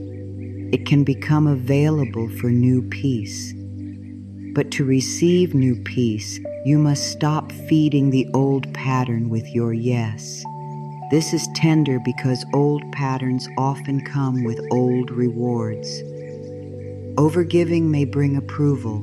Chasing may bring short moments of attention. Staying silent may avoid conflict. Being useful may make people keep you around. Working too hard may bring praise. But ask yourself gently, is the reward worth the cost? Is the approval worth losing your voice? Is the attention worth losing your peace? Is avoiding conflict worth living far from your truth? Is praise worth an exhausted body? Is being needed worth never being known? These questions are not meant to, hurt you. They are meant to wake you with love. You deserve more than survival rewards. You deserve nourishment. You deserve rest that does not require guilt. You deserve love that does not require performance. You deserve success that does not require self-punishment. You deserve a life where your inner house has windows open and light coming in. Perhaps you have outgrown the belief that everything must be hard. This belief can hide in spiritual language too. Sometimes people think struggle means they are being tested. Sometimes they think pain means they are close to a breakthrough. Sometimes they think if something is easy, it cannot be valuable. But ease is not wrong. Peace is not wrong. Support is not wrong. Receiving without suffering is not wrong. Life can be gentle with you. Let that sentence feel strange if it needs to. Life can be gentle with you. You do not have to earn every blessing through pain. You do not have to prove your strength by staying in what hurts. You do not have to keep choosing the difficult path just because difficulty feels familiar. This is one of the greatest shifts in letting your true desires find you. You stop being more loyal to struggle than to love. You stop thinking that your good must arrive through exhaustion. You stop believing that if you are not chasing, pushing, or worrying, then nothing is happening. You begin to let good come through calm channels, a calm opportunity, a peaceful connection, a steady path, a simple yes, a clear no, a quiet beginning. Do not dismiss gentle things. Sometimes the soul's true desire does not arrive with thunder. Sometimes it arrives like fresh air in a room you finally cleared. You almost miss it because it does not create chaos. It does not make your stomach twist. It does not make you question yourself every hour. It feels simple. It feels kind. It feels like something in you can finally sit down. Dear one, this is why you must stop saying yes to what your soul has outgrown, not as punishment, not as rebellion, but as preparation. Every old yes you release creates space for a truer yes. Every old pattern you question creates space for a new choice. Every time you come back to yourself, life can meet you more clearly. Think again of the inner house. Imagine opening a window in a room that has been closed for years. At first, dust moves through the air. You may cough. You may cry. You may feel uncomfortable. But then fresh air enters. Light touches the floor. You see what has been stored there. You see what can stay and what can go. You do not have to clean the whole house in one day. You only begin. Begin with the room of your words. What do you keep saying that no longer serves you? Begin with the room of your choices. What do you keep choosing out of fear? Begin with the room of your relationships. Where do you keep shrinking to keep peace? Begin with the room of your dreams. Which dreams still feel alive, and which are only old promises you are afraid to break? Begin with the room of your body. What does your body keep asking for that you keep ignoring? Listen. The soul does not scream at first. It whispers. It taps gently. It sends tiredness. It sends tightness. It sends longing. It sends dreams. It sends the feeling that there must be another way. If you ignore the whisper, the discomfort may grow louder. Not because life is cruel, but because truth wants to be heard. What has your soul been whispering? Maybe it has been saying rest. Maybe it has been saying leave this old story. Maybe it has been saying speak honestly. Maybe it has been saying stop chasing what hurts. Maybe it has been saying there is more for you than this. Trust the whisper. It may be quiet, but it is holy. Sometimes you keep saying yes because you are afraid of the space that no will create. Empty space can feel scary when you are used to filling every moment with worry, effort, and attachment. But empty space is not punishment. Empty space is invitation.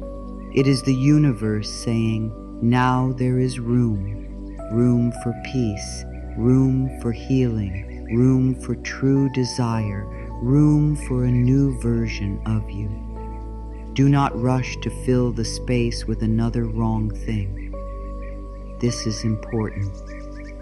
When you release something old, the old pattern may look for a replacement quickly. Another person to chase, another fear to carry, another dream to force, another way to prove. Pause. Let the space stay open for a little while. Let your body learn that emptiness can be safe. Let your heart learn that not knowing can be safe. Let life show you what belongs there. I am safe in the open space. I do not rush to fill it with fear. I allow true good to enter in the right time. This is the heart of receiving. Receiving needs space. If your hands are full of what hurts, how can they open to what heals? If your heart is full of old stories, how can it hear the new truth? If your days are full of self-betrayal, how can your true desires find a clear path to you? Let one old thing go gently. A belief, a habit, a yes, a chase, a name, a plan, a way of speaking to yourself, a way of measuring your worth.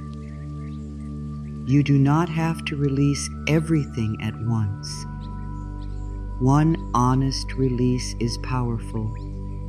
And remember, releasing does not always mean leaving immediately. Sometimes it means releasing the fantasy. Sometimes it means releasing the pressure. Sometimes it means releasing the need to control. Sometimes it means releasing the version of yourself who needed that thing to be okay. Sometimes it means staying physically where you are for now, but no longer giving your soul away there. This is why release must be led by love, not panic. Pause. Nick may make sudden choices that create more fear. Love makes clear choices that create more truth. Panic says, run from everything. Love says, listen deeply and move wisely. Panic says, destroy the old. Love says, bless the lesson and choose the next right step. The next right step may be small, a conversation, a boundary, a morning practice, a moment of honesty, a quiet decision not to chase today, a choice to rest, a choice to stop checking, a choice to ask your soul what it wants now. Small steps are still steps. Soft change is still change. Quiet release is still release. You do not need to prove your healing by making it dramatic. The deepest changes often happen in silence. In the moment, you do not reply from fear. In the moment, you do not say yes out of guilt. In the moment, you let yourself cry instead of pretending. In the moment, you whisper, I am allowed to want something better. And you are. You are allowed to want something better. You are allowed to want something kinder. You are allowed to want something truer. You are allowed to want something that does not make you chase your own worth. Let that permission clear the room. Let it open the windows. Let it make space inside your heart. The next part may feel tender, but it can free you. Sometimes chasing is a way of avoiding grief. Sometimes the heart needs to grieve before it can receive. Not because life has ended, not because your dream is gone forever, not because you have failed, but because you may have been holding a shape that no longer holds your peace, and the heart needs a moment to say goodbye to the shape before it can welcome the truth underneath it. This is tender, so be gentle with yourself here. Maybe you wanted something so deeply that you built a whole future around it in your mind. You imagined how it would feel. You imagined the relief. You imagined the love, the answer, the success, the home, the message, the healing, the breakthrough. And for a while, that image gave you hope. It gave you something to hold. It gave you a reason to keep going. But then the thing did not arrive the way you hoped. Or it arrived and did not feel the way you thought it would. Or it kept moving away from you. Or it asked too much of your spirit. Or it stayed almost close, almost real, almost loving, almost ready, until your heart became tired from waiting. It is okay to feel sad. It is okay to feel tired. It is okay to admit that you hoped this would be the thing. You do not have to pretend you never wanted it. You do not have to act wise before your heart is ready. You do not have to cover grief with spiritual words too quickly. Sometimes the most healing thing you can say is, I wanted this. I really wanted this. And I am sad. That is honest. That is human. That is holy. Place one hand on your heart and one heart, and on your belly. Let the body feel held. Let the breath move slowly between your hands. If there is a heavy feeling behind your eyes, let it be there. If tears are close, but not yet falling, do not force them and do not stop them. Your body knows how to release what it has been carrying. Grief does not mean you are weak. Grief means your heart was open. Grief means you allowed yourself to hope. Grief means something mattered. And when something mattered, it deserves to be honored before it is released. Sometimes people try to skip grief because they are afraid it will pull them under. They think, if I let myself feel this, I will never stop crying. But feelings are like weather. They move when they are allowed. It is the feelings we hide, deny, and push away that often stay the longest. A tear that is allowed to fall may carry more healing than 100 forced smiles. Tenderly, cry, release, still hope. You can grieve and still trust life. You can release and still receive. Your heart is safe to begin again. Let that be your anchor. Grief and trust can sit in the same room. You do not have to choose only one. You can say, I am sad, and I still believe good is possible. You can say, I am disappointed, and I still believe life loves me. You can say, I do not understand why this happened, and I still choose not to close my heart.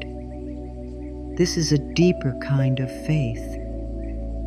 It is not the faith that only exists when everything goes your way.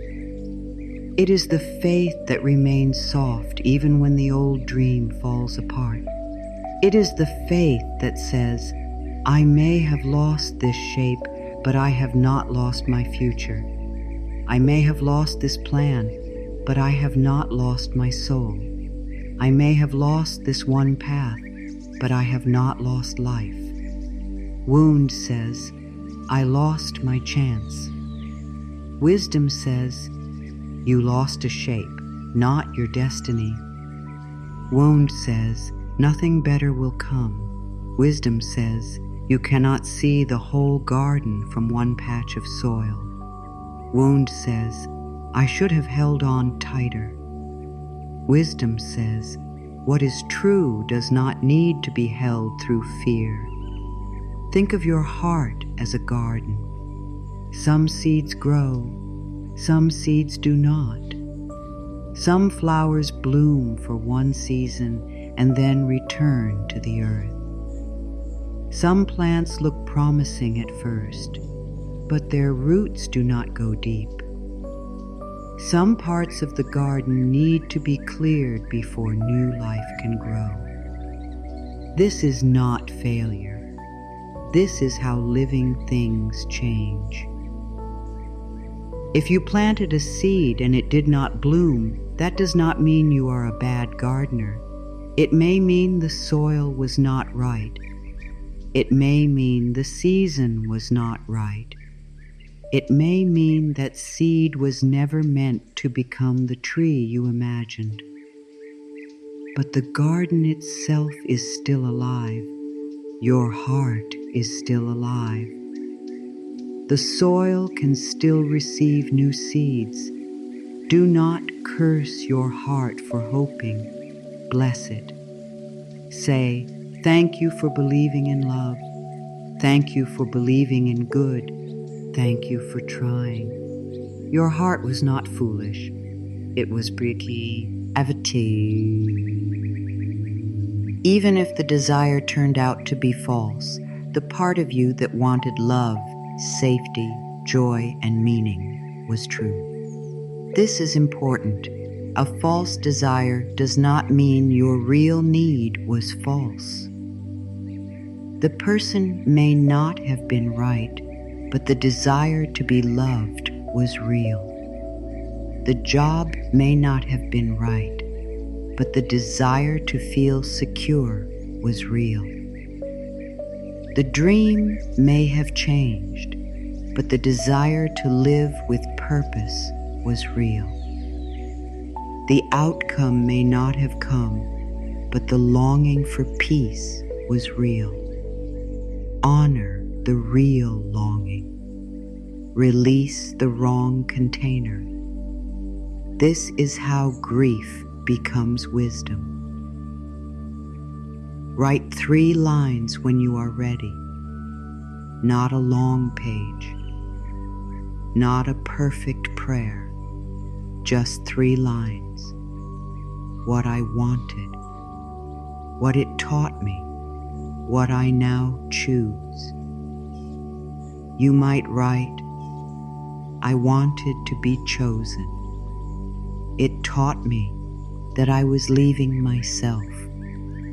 I now choose to choose myself. You might write, I wanted this success to prove I was enough. It taught me that I was using achievement as permission to love myself. I now choose to feel worthy while I grow. You might write, I wanted that door to open. It taught me that I was afraid of other paths. I now choose to trust life in wider ways. 3 lines can open a gate. 3 honest lines can help the heart stop spinning. 3 gentle lines can turn pain into understanding. My dear, you do not have to make the past wrong in order to move forward. You can bless it and still leave it. You can say, this mattered to me. You can say, this hurt me. You can say, this taught me. You can say, this is no longer where I live. there is great power in naming what is over, not with anger, not with drama, with clarity. The soul relaxes when the truth is spoken. The body can stop waiting at a door when you finally admit that the door has not opened with love. The heart can stop chasing when you finally let it grieve what it wanted that did not come in the form you hoped. But grieving does not mean you build a home in sorrow. It means you give sorrow a chair, listen to what it needs to say, and then let it move through. You do not become the grief, you allow the grief. There is a difference. You are not your disappointment. You are not your delay. You are not the thing that did not choose you. You are not the dream that changed shape. You are the one still breathing. You are the one still growing. You are the one still being guided toward a life that can hold more truth. Sometimes the heart holds on because it thinks releasing will erase the love. But release does not erase what was real in you. It only frees you from worshiping what cannot walk with you now. You can keep the lesson. You can keep the strength. You can keep the deeper knowing. You do not have to keep the chain. Let your hands soften again. Imagine placing the old desire into the soil of your heart, not throwing it away, not rejecting it, placing it down with care, letting it become compost, letting it feed new wisdom, letting it return to the earth of you. This is how the garden heals. Nothing is wasted when love is willing to learn. Even disappointment can become soil. Even loss can make the ground softer. Even what did not bloom can teach you how to plant more honestly next time. I bless what I once wanted. I release the shape that no longer serves me. I trust the deeper desire beneath it. Take these words slowly. They may feel like a goodbye. They may feel like a beginning. Sometimes they are both. There may be a part of you that says, but what if I release this and nothing comes? That fear is natural. The heart often fears empty space. It would rather hold pain than face the unknown. Pain can become familiar. Waiting can become familiar. Chasing can become familiar. But familiar pain is still pain, and the unknown is not always danger. Sometimes the unknown is where your true desires are waiting. You do not have to leap into the unknown all at once. You can take one breath toward it, one gentle step, one honest word, one night of not checking, one morning of not begging, one moment of placing your hand on your heart and saying, I am still here. I am still loved. I am still open. Still open. That matters. Do not let one false desire close your whole heart. Do not let one disappointment decide the rest of your story. Do not let one person, one delay, one closed door, one painful season teach you that nothing good can find you. That would give the past too much power. Your future is not limited by what did not happen. Your love is not limited by who could not love you well. Your abundance is not limited by one missed chance. Your healing is not limited by how long you have carried pain. You are allowed to begin again, not as the same person who chased, but as the person who has learned. Softer, wiser, clearer, more honest with your heart. The garden of your life is not empty. It is changing seasons. Some things are being pulled from the roots. Some soil is being turned. Some seeds are resting in darkness. Some new green is not visible yet. Do not call the garden dead because you cannot see the bloom today. Trust the quiet work. Trust the unseen roots. Trust the season of release. And when the heart becomes soft again, it starts to hear the quiet voice of true desire. A true desire does not always shout. Often it arrives softly. It may not shake the room. It may not fill your body with panic. It may not make you check your phone again and again.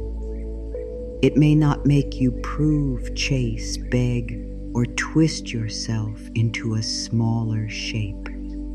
A true desire may feel like a quiet light inside you. Simple, warm, steady, clear. This is why many people miss it. They are used to confusing anxiety with passion. They are used to thinking that if something feels intense, it must be important. But intensity is not always truth. Sometimes intensity is an old wound being touched. Sometimes intensity is fear waking up. Sometimes intensity is the body trying to win something that feels familiar, not something that is truly loving. True desire may feel quiet. True desire may feel simple. True desire may feel like coming home to your own breath. Listen, warm, clear. Here, let your chest soften and widen, not by force. Just imagine there is more room around your heart, more space for breath, more space for truth, more space for a yes that does not come from fear. Ask yourself gently, does this desire open me or close me? Sit with that question for 2 minutes when you can. 2 minutes without rushing. 2 minutes without asking everyone else what they think. 2 minutes without checking for signs outside you. Just you, your breath, and your body. Does this desire open me or close me? A true desire often opens you. Even if it scares you, it gives you a sense of life. It makes you feel more honest, more awake, more connected to yourself. It may ask courage from you, but it does not make you feel worthless. It may challenge you, but it does not make your body live in constant dread. It may require effort, but it does not demand self-hate. A false desire often closes you. It tightens the body. It makes the breath small. It makes you feel desperate, less than, behind, rejected, or unsafe. It tells you that you cannot be okay unless this one thing happens in this one way. It takes your power and places it outside you. Noise says, hurry, choose, prove. Inner light says, wait, feel, you will know. Noise says, if you do not act now, you will lose it. Inner light says, what is true can meet you in peace. Noise says, you must become different to deserve this. Inner light says, you are allowed to grow without abandoning yourself. The feeling of true desire is not always excitement. Sometimes it is relief. Sometimes it is a deep breath. Sometimes it is the soft morning light touching the edge of your blanket, and something inside you says, I want a life that feels like this, gentle, honest, mine. Sometimes it is a quiet idea that keeps returning. Sometimes it is the small pull toward rest, toward healing, toward creating, toward leaving, toward staying, toward speaking, toward forgiving, toward beginning again. True desire does not always look impressive to others. Sometimes your true desire is not louder success, but deeper peace. Not more attention, but more privacy. Not a bigger life, but a more honest one. Not a person who makes you feel chosen for a moment, but a relationship with yourself that lasts. Not more things, but more room to breathe. Do not judge the size of a desire by how it looks from the outside. The soul measures differently. The world may clap for things that drain you. The soul may bless things that bring you back to life quietly. My true desires feel peaceful in my body. I trust the quiet yes within me. I follow what brings me back to life. A true desire will often have peace at its center, even if there is fear around the edges. This is an important difference. Fear around the edges may happen when something is new, brave, or unfamiliar. But peace at the center feels steady. It says, this is right for me. It does not need drama to be real. A false desire may have excitement at the edges, but panic at the center. It may look bright, but inside it makes you feel unsafe. It may promise relief, but it keeps you in tension. It may make your mind busy, but your body knows something is not settled. Your body is a gentle guide. It is not the enemy of your dreams. It is not trying to stop you from receiving. It is trying to help you notice what is true. The body may speak through expansion or contraction, warmth or tightness, a soft breath or a held breath, a grounded feeling or a spinning mind. Begin to respect these signals. If your body keeps saying no, listen. If your body keeps softening around a certain path, listen. If your body feels heavy every time you imagine continuing, listen. If your body feels calm when you imagine release, listen. Listening does not always mean acting immediately. It means honoring the message. It means no longer calling your body dramatic for telling the truth. It means no longer forcing yourself to want what your soul has outgrown.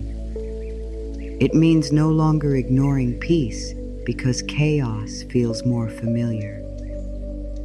Sometimes true desire feels boring at first to a nervous system that is used to chasing. Peace may not feel exciting in the beginning. Peace may feel strange. Healthy love may feel too calm. Honest work may feel too simple. A steady path may feel too slow. This does not mean it is wrong. It may mean your body is learning that love does not have to be a storm. Give yourself time to adjust to gentleness. A calm yes is still a yes. A soft path can still be powerful. A peaceful desire can still change your life. The world often teaches you to chase what looks shiny, but your soul asks, does it nourish you? The world asks, will this impress others? The soul asks, can you breathe here? The world asks, will this prove your worth? The soul asks, does this help you remember your worth? The world asks, is it big? The soul asks, is it true? Truth has a different sound. It does not always rush. It does not always explain itself. It may come as a small sentence in the heart. I want to be free. I want to rest. I want to create. I want to heal. I want to be loved with kindness. I want to stop pretending. I want to live in a way that feels like me. Do not dismiss the small sentences. They may be a beginning of your true life. My dear, if you have spent a long time chasing the wrong things, you may need to rebuild trust with your inner knowing. You may ask, how do I know if this is true desire or fear? Start simply. Do not demand perfect clarity. Ask better questions. Does this desire make me kinder to myself? Does this desire help me feel more alive? Does this desire respect my body? Does this desire honor my peace?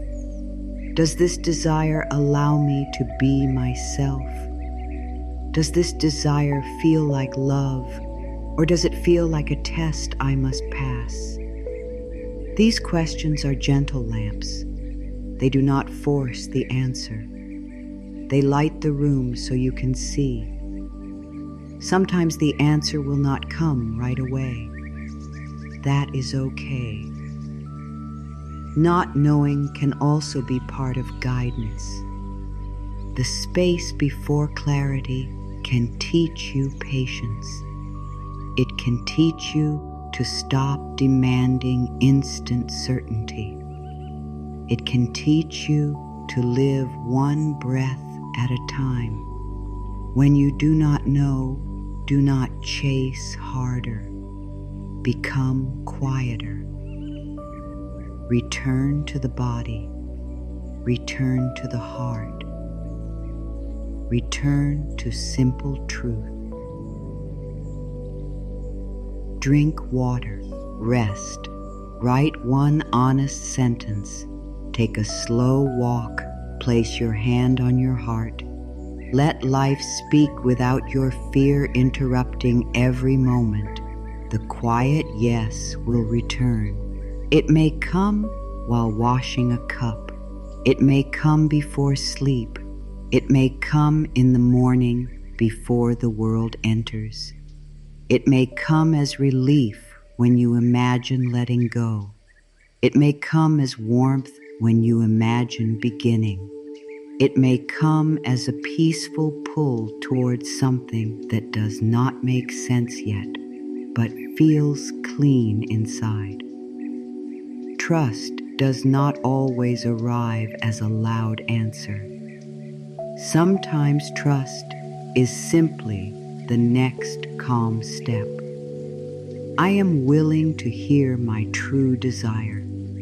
I am willing to release false urgency.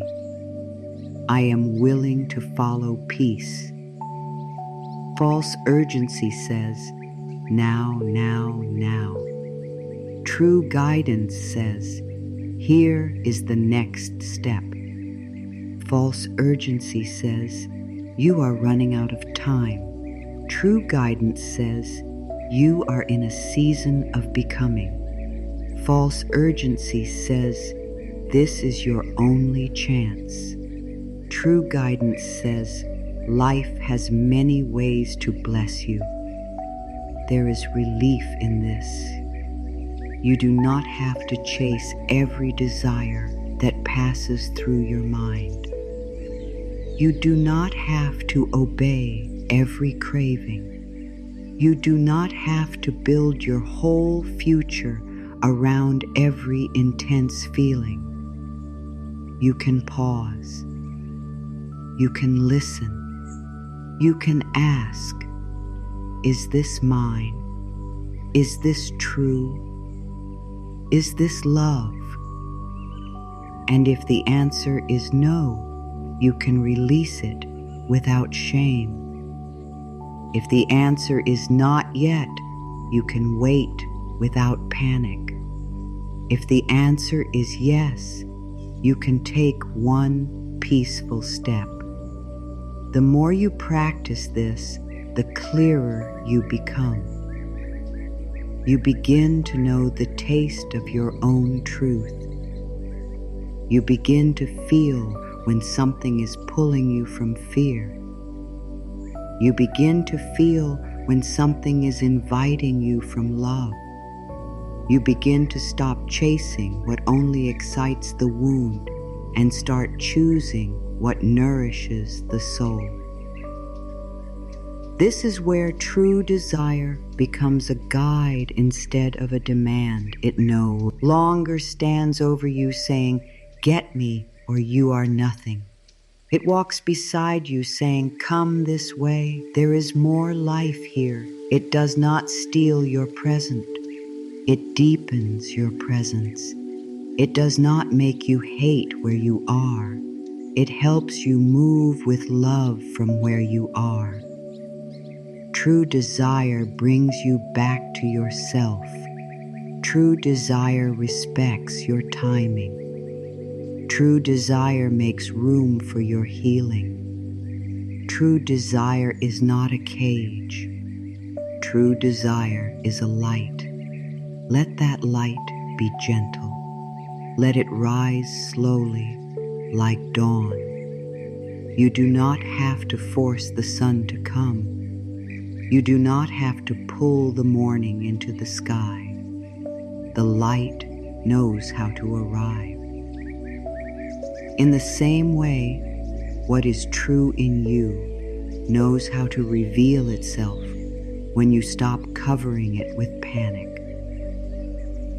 Now we are ready for the beautiful part. When you stop chasing, life begins to meet you halfway. When you stop chasing what drains you, something beautiful begins to happen. At first, it may feel quiet. You may wonder if anything is changing. There may be no loud sign, no sudden answer, no instant reward. But inside, a shift has begun. Your energy is returning. Your breath is returning. Your power is returning. Your heart is no longer scattered across every place that could not hold it.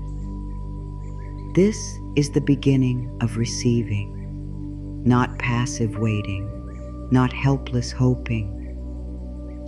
Receiving is an open, awake, trusting way to live. You take the next honest step and you allow life to meet you there.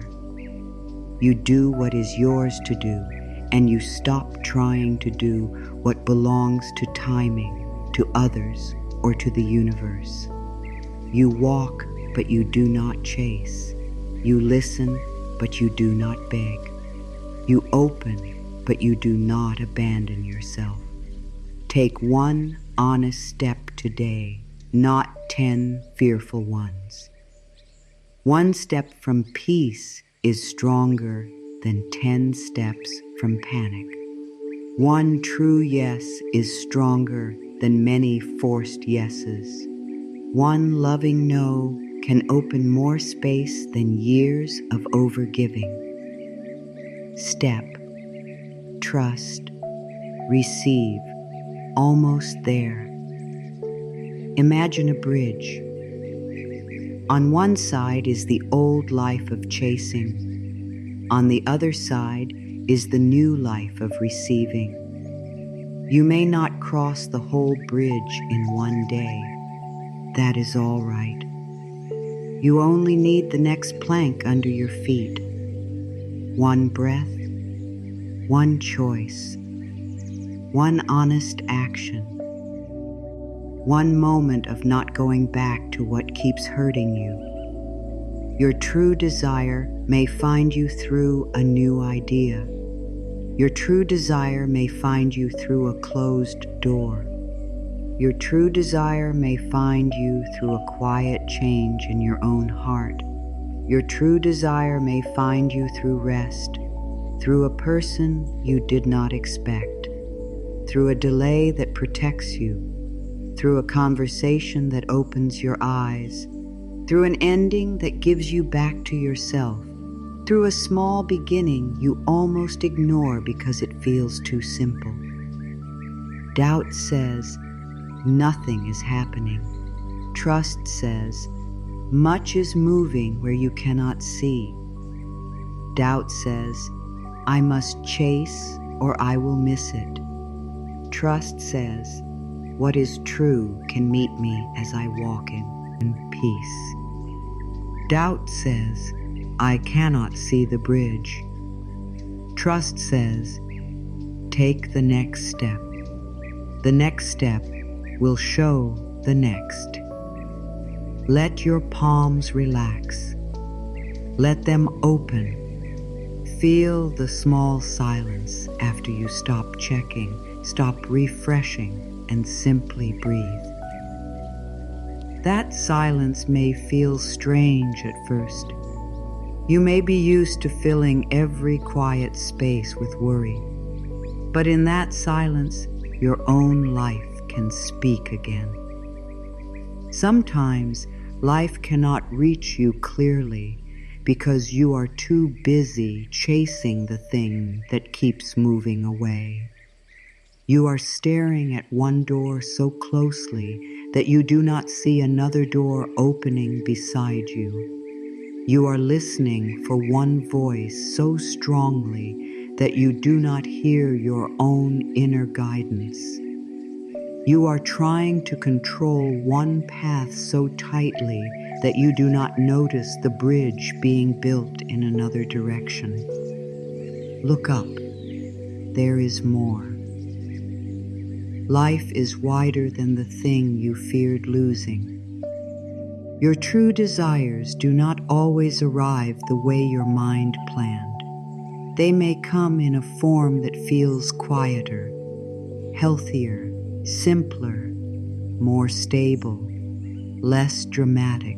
At first, the nervous system may not recognize them because it is used to intensity. But peace is not empty. Peace is presence. Peace is the feeling of a good thing that does not need to wound you to get your attention. What is true for me knows how to reach me. I take the next peaceful step. Life meets me with love. Let those words become a bridge inside you. They help you remember that you are not the only one moving.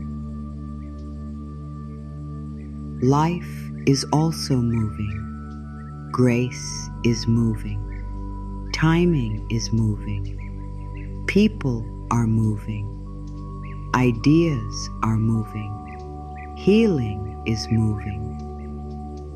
You may not see all of it yet, but not seeing does not mean nothing is happening.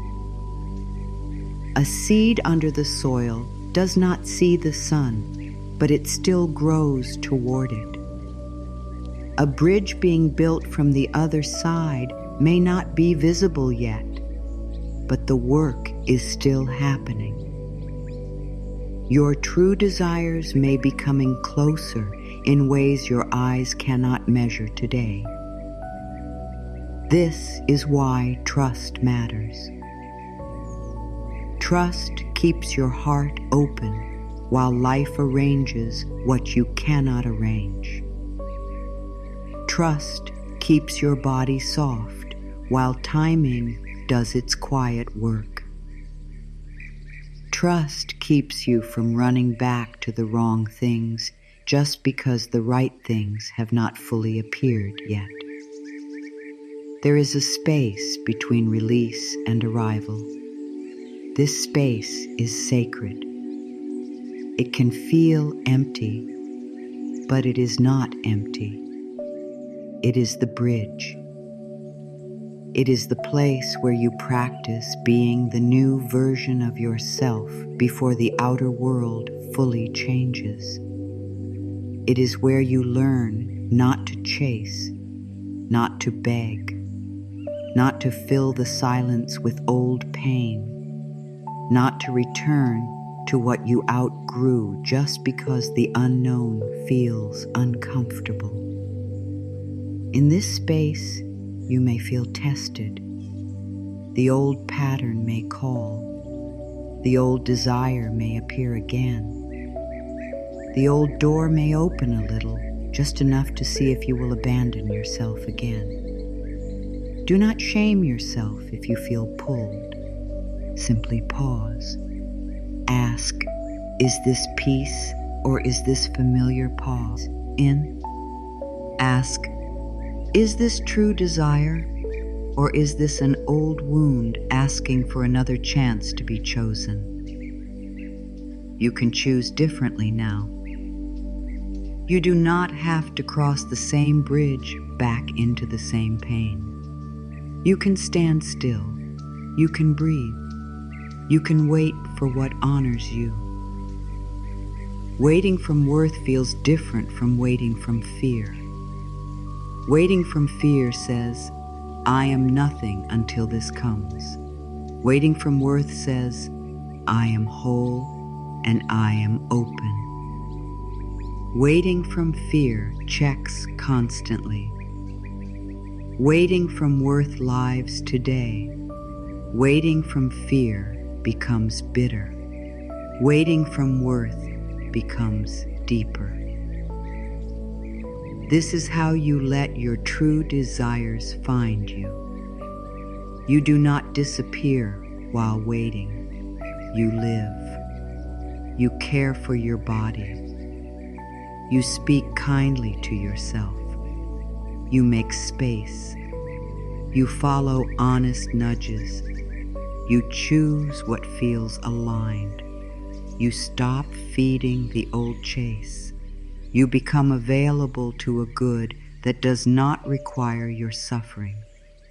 Your true desires may find you through a new level of self-respect.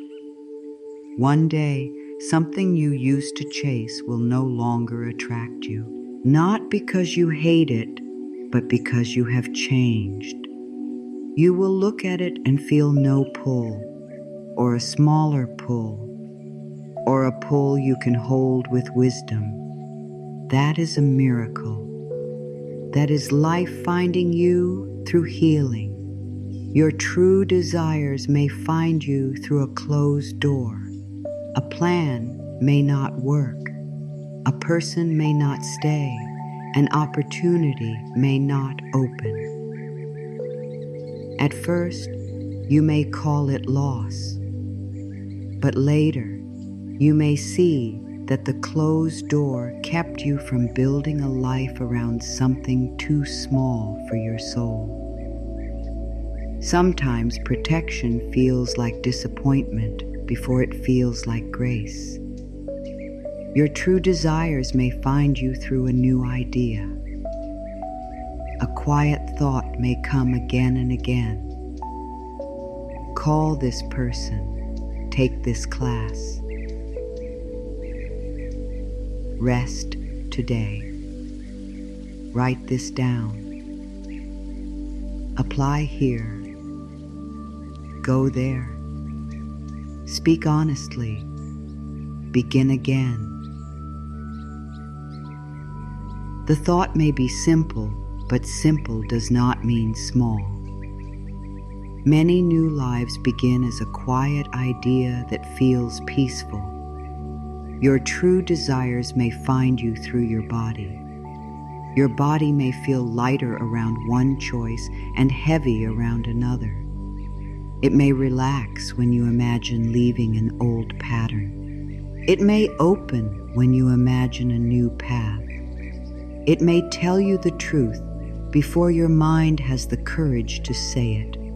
Your true desires may find you through ordinary moments, a conversation, a sentence in a book, a walk, a dream, a sudden sense of calm, a morning when you no longer want what once controlled you. Do not overlook the ordinary. Life often enters through small doors.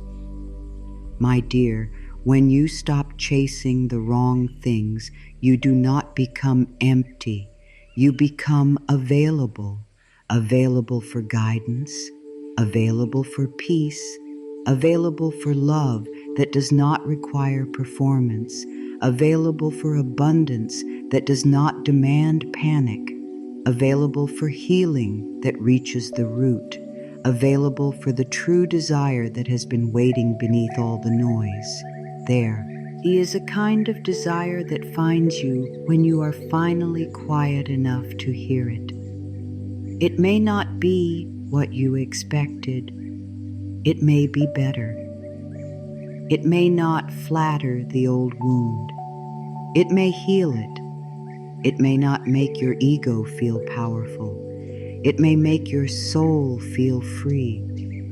Let life surprise you. Let the bridge appear step by step. Let the path be kinder than the one your fear planned. Fear often imagines a narrow path because it only knows survival. Love imagines a wider path because it knows life is abundant. Say this softly: I am open to the path I did not expect. I am open to the good I do not have to force.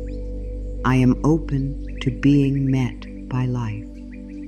Do not only say it with your mind, feel it in your hands. Open palms, feel it in your shoulders. Soft, feel it in your jaw. Released, feel it in your breath. Slow. This is receiving. Not a performance, not a perfect spiritual state, just a willingness to stop closing around fear. The right things may still need your action. If a door opens, walk through it. If a call feels right, make it. If an idea keeps returning with peace, explore it. If your body says rest, listen.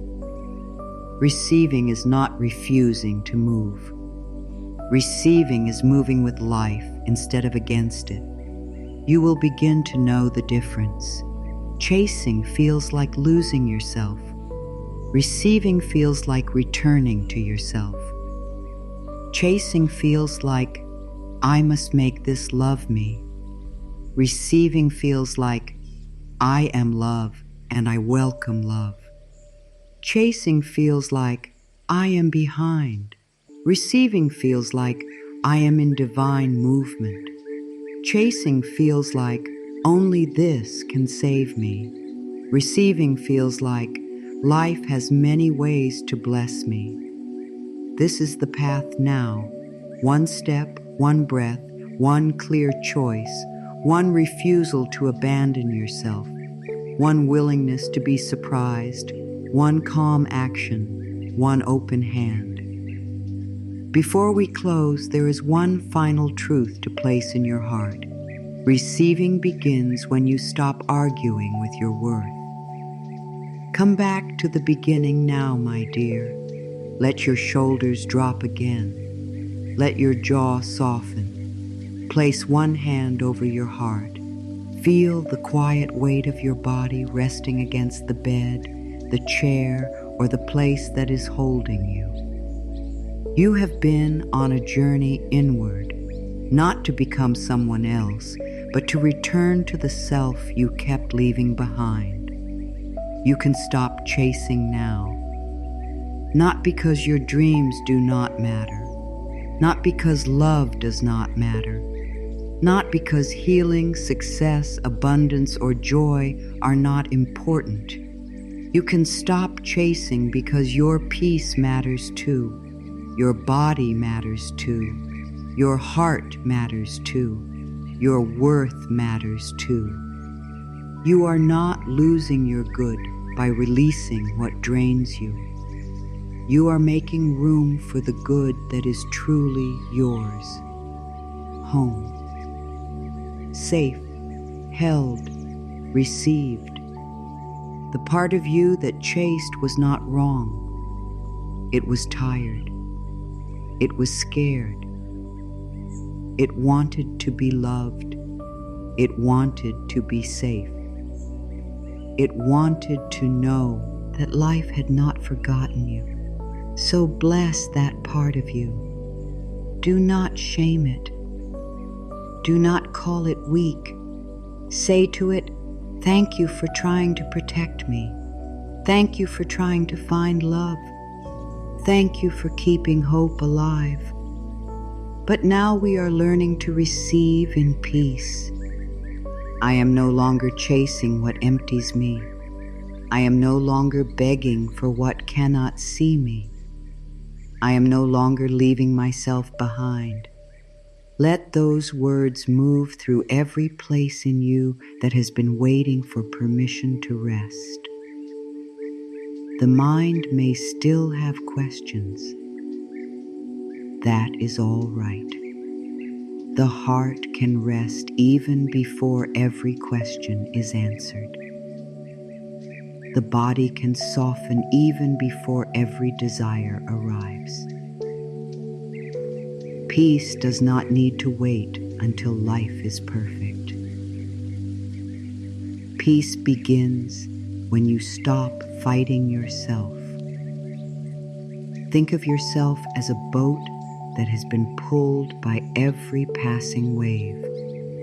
One wave of attention, one wave of fear, one wave of hope, one wave of silence, one wave of comparison, one wave of memory.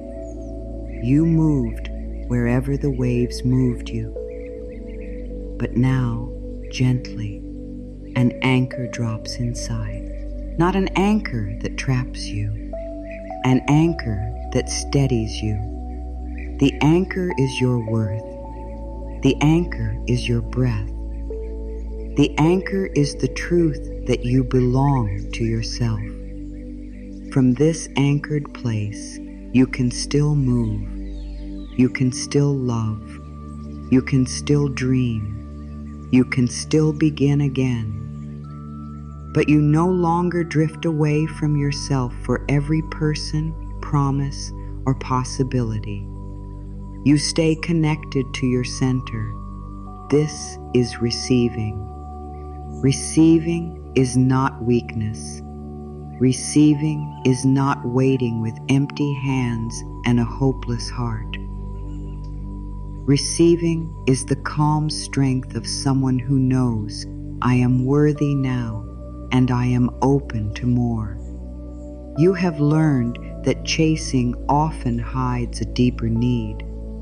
You have learned that what you thought you wanted may have been a symbol of love, safety, freedom, or peace. You have learned that the wrong things often ask you to abandon yourself. You have learned that forcing blocks the flow. You have learned that worthiness begins before the answer. You have learned that old yeses must be released. You have learned that grief can soften the soil. You have learned that true desire often feels peaceful in the body. You have learned that life can meet you halfway. Now let the learning become a practice. Before sleep, whisper this once. I receive what is true for me. Just once, not with pressure, not as a demand, as a soft opening. I receive what is true for me. Let this sentence go into the quiet places of your mind. Let it meet the parts of you that still feel afraid. Let it speak to the old wound that thinks love must be chased. Let it speak to the body that thinks safety must be controlled. Let it speak to the heart that has been waiting for proof. You do not have to chase what is true. You may need to meet it. You may need to prepare for it. You may need to become honest enough to receive it. But you do not need to destroy your peace to prove you want it. The right love will not need you to disappear. The right path will not need you to hate yourself. The right success will not need you to live without breath. The right abundance will not need you to feel poor in spirit. The right healing will not shame the wound. The right desire will bring you closer to yourself, not farther away. Let your body hear this again and again. The body may need time. It may still reach for old patterns. It may still feel tempted to chase, check, prove, or force. When that happens, do not become harsh. Simply return. Return to the hand on your heart. Return to the breath. Return to the question, does this bring me home to myself? Return to the truth, I am already worthy. Healing is not never falling into the old pattern. Healing is recognizing it sooner. Healing is coming back with more kindness. Healing is saying, I see what I am doing, and I choose again. That is enough. Every return matters. I stop chasing what is not mine. I welcome what is true. My heart is open, and my good knows the way. Let that be your inner prayer. Simple, clear, gentle. You are not behind. You are not forgotten. You are not being punished by the time it has taken. You are learning to want from love instead of fear. You are learning to receive from worth instead of emptiness. You are learning to let life bring you the kind of good that does not cost you your soul. This is a sacred change. It may not look dramatic from the outside. Others may not see it. They may not know that today you did not send the message from panic. They may not know that today you rested instead of proving. They may not know that today you said no with a shaking voice. They may not know that today you cried and still chose hope. They may not know that today you stopped chasing something that had been draining you for years. But your soul knows, your body knows, life knows, and every quiet choice becomes part of your new path. Do not underestimate the power of a soft return. The world may praise loud changes, but the soul often heals in quiet ones.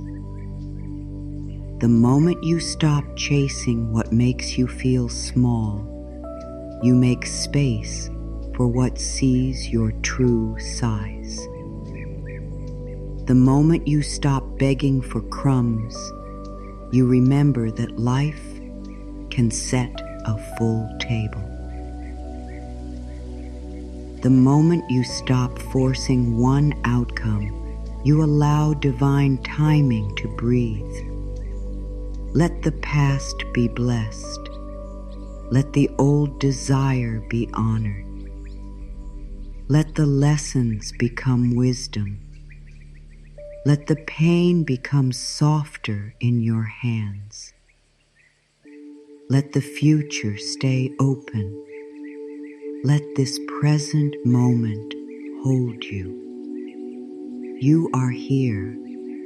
You are breathing. You are worthy. You are allowed to receive. And now, as this journey settles inside you, imagine placing both feet on a quiet shore. The water is calm. The boat is steady. The anchor is strong. The sky is open. You are no longer being pulled by every wave. You are no longer chasing every shape that promises relief. You are no longer leaving yourself behind to reach something that does not reach back. You are home in yourself. From this place, your true desires can find you. They can come through clear doors, peaceful steps, honest love, kind support, fresh ideas, divine timing, and inner knowing. They can come because you are no longer too busy running away from your own heart. They can come because there is room. They can come because you have opened your hands. If this reached you at the right time, you may write, "I am ready to receive what is true for me." Let those words mark the moment you came back to yourself. Let them be not only a comment, but a quiet promise. A promise that you will no longer chase what empties you. A promise that you will listen when your body speaks. A promise that you will honor peace. A promise that you will welcome true good without begging for it. I am ready to receive what is true for me. Say it softly. I am ready to receive what is true for me. Feel how the heart responds. It may feel calm. It may feel emotional. It may feel new. Let it be exactly what it is. You do not have to know the whole path tonight. You do not have to fix every pattern today. You do not have to become perfectly healed before life can bless you. You only need to keep returning. Keep choosing peace. Keep honoring the body.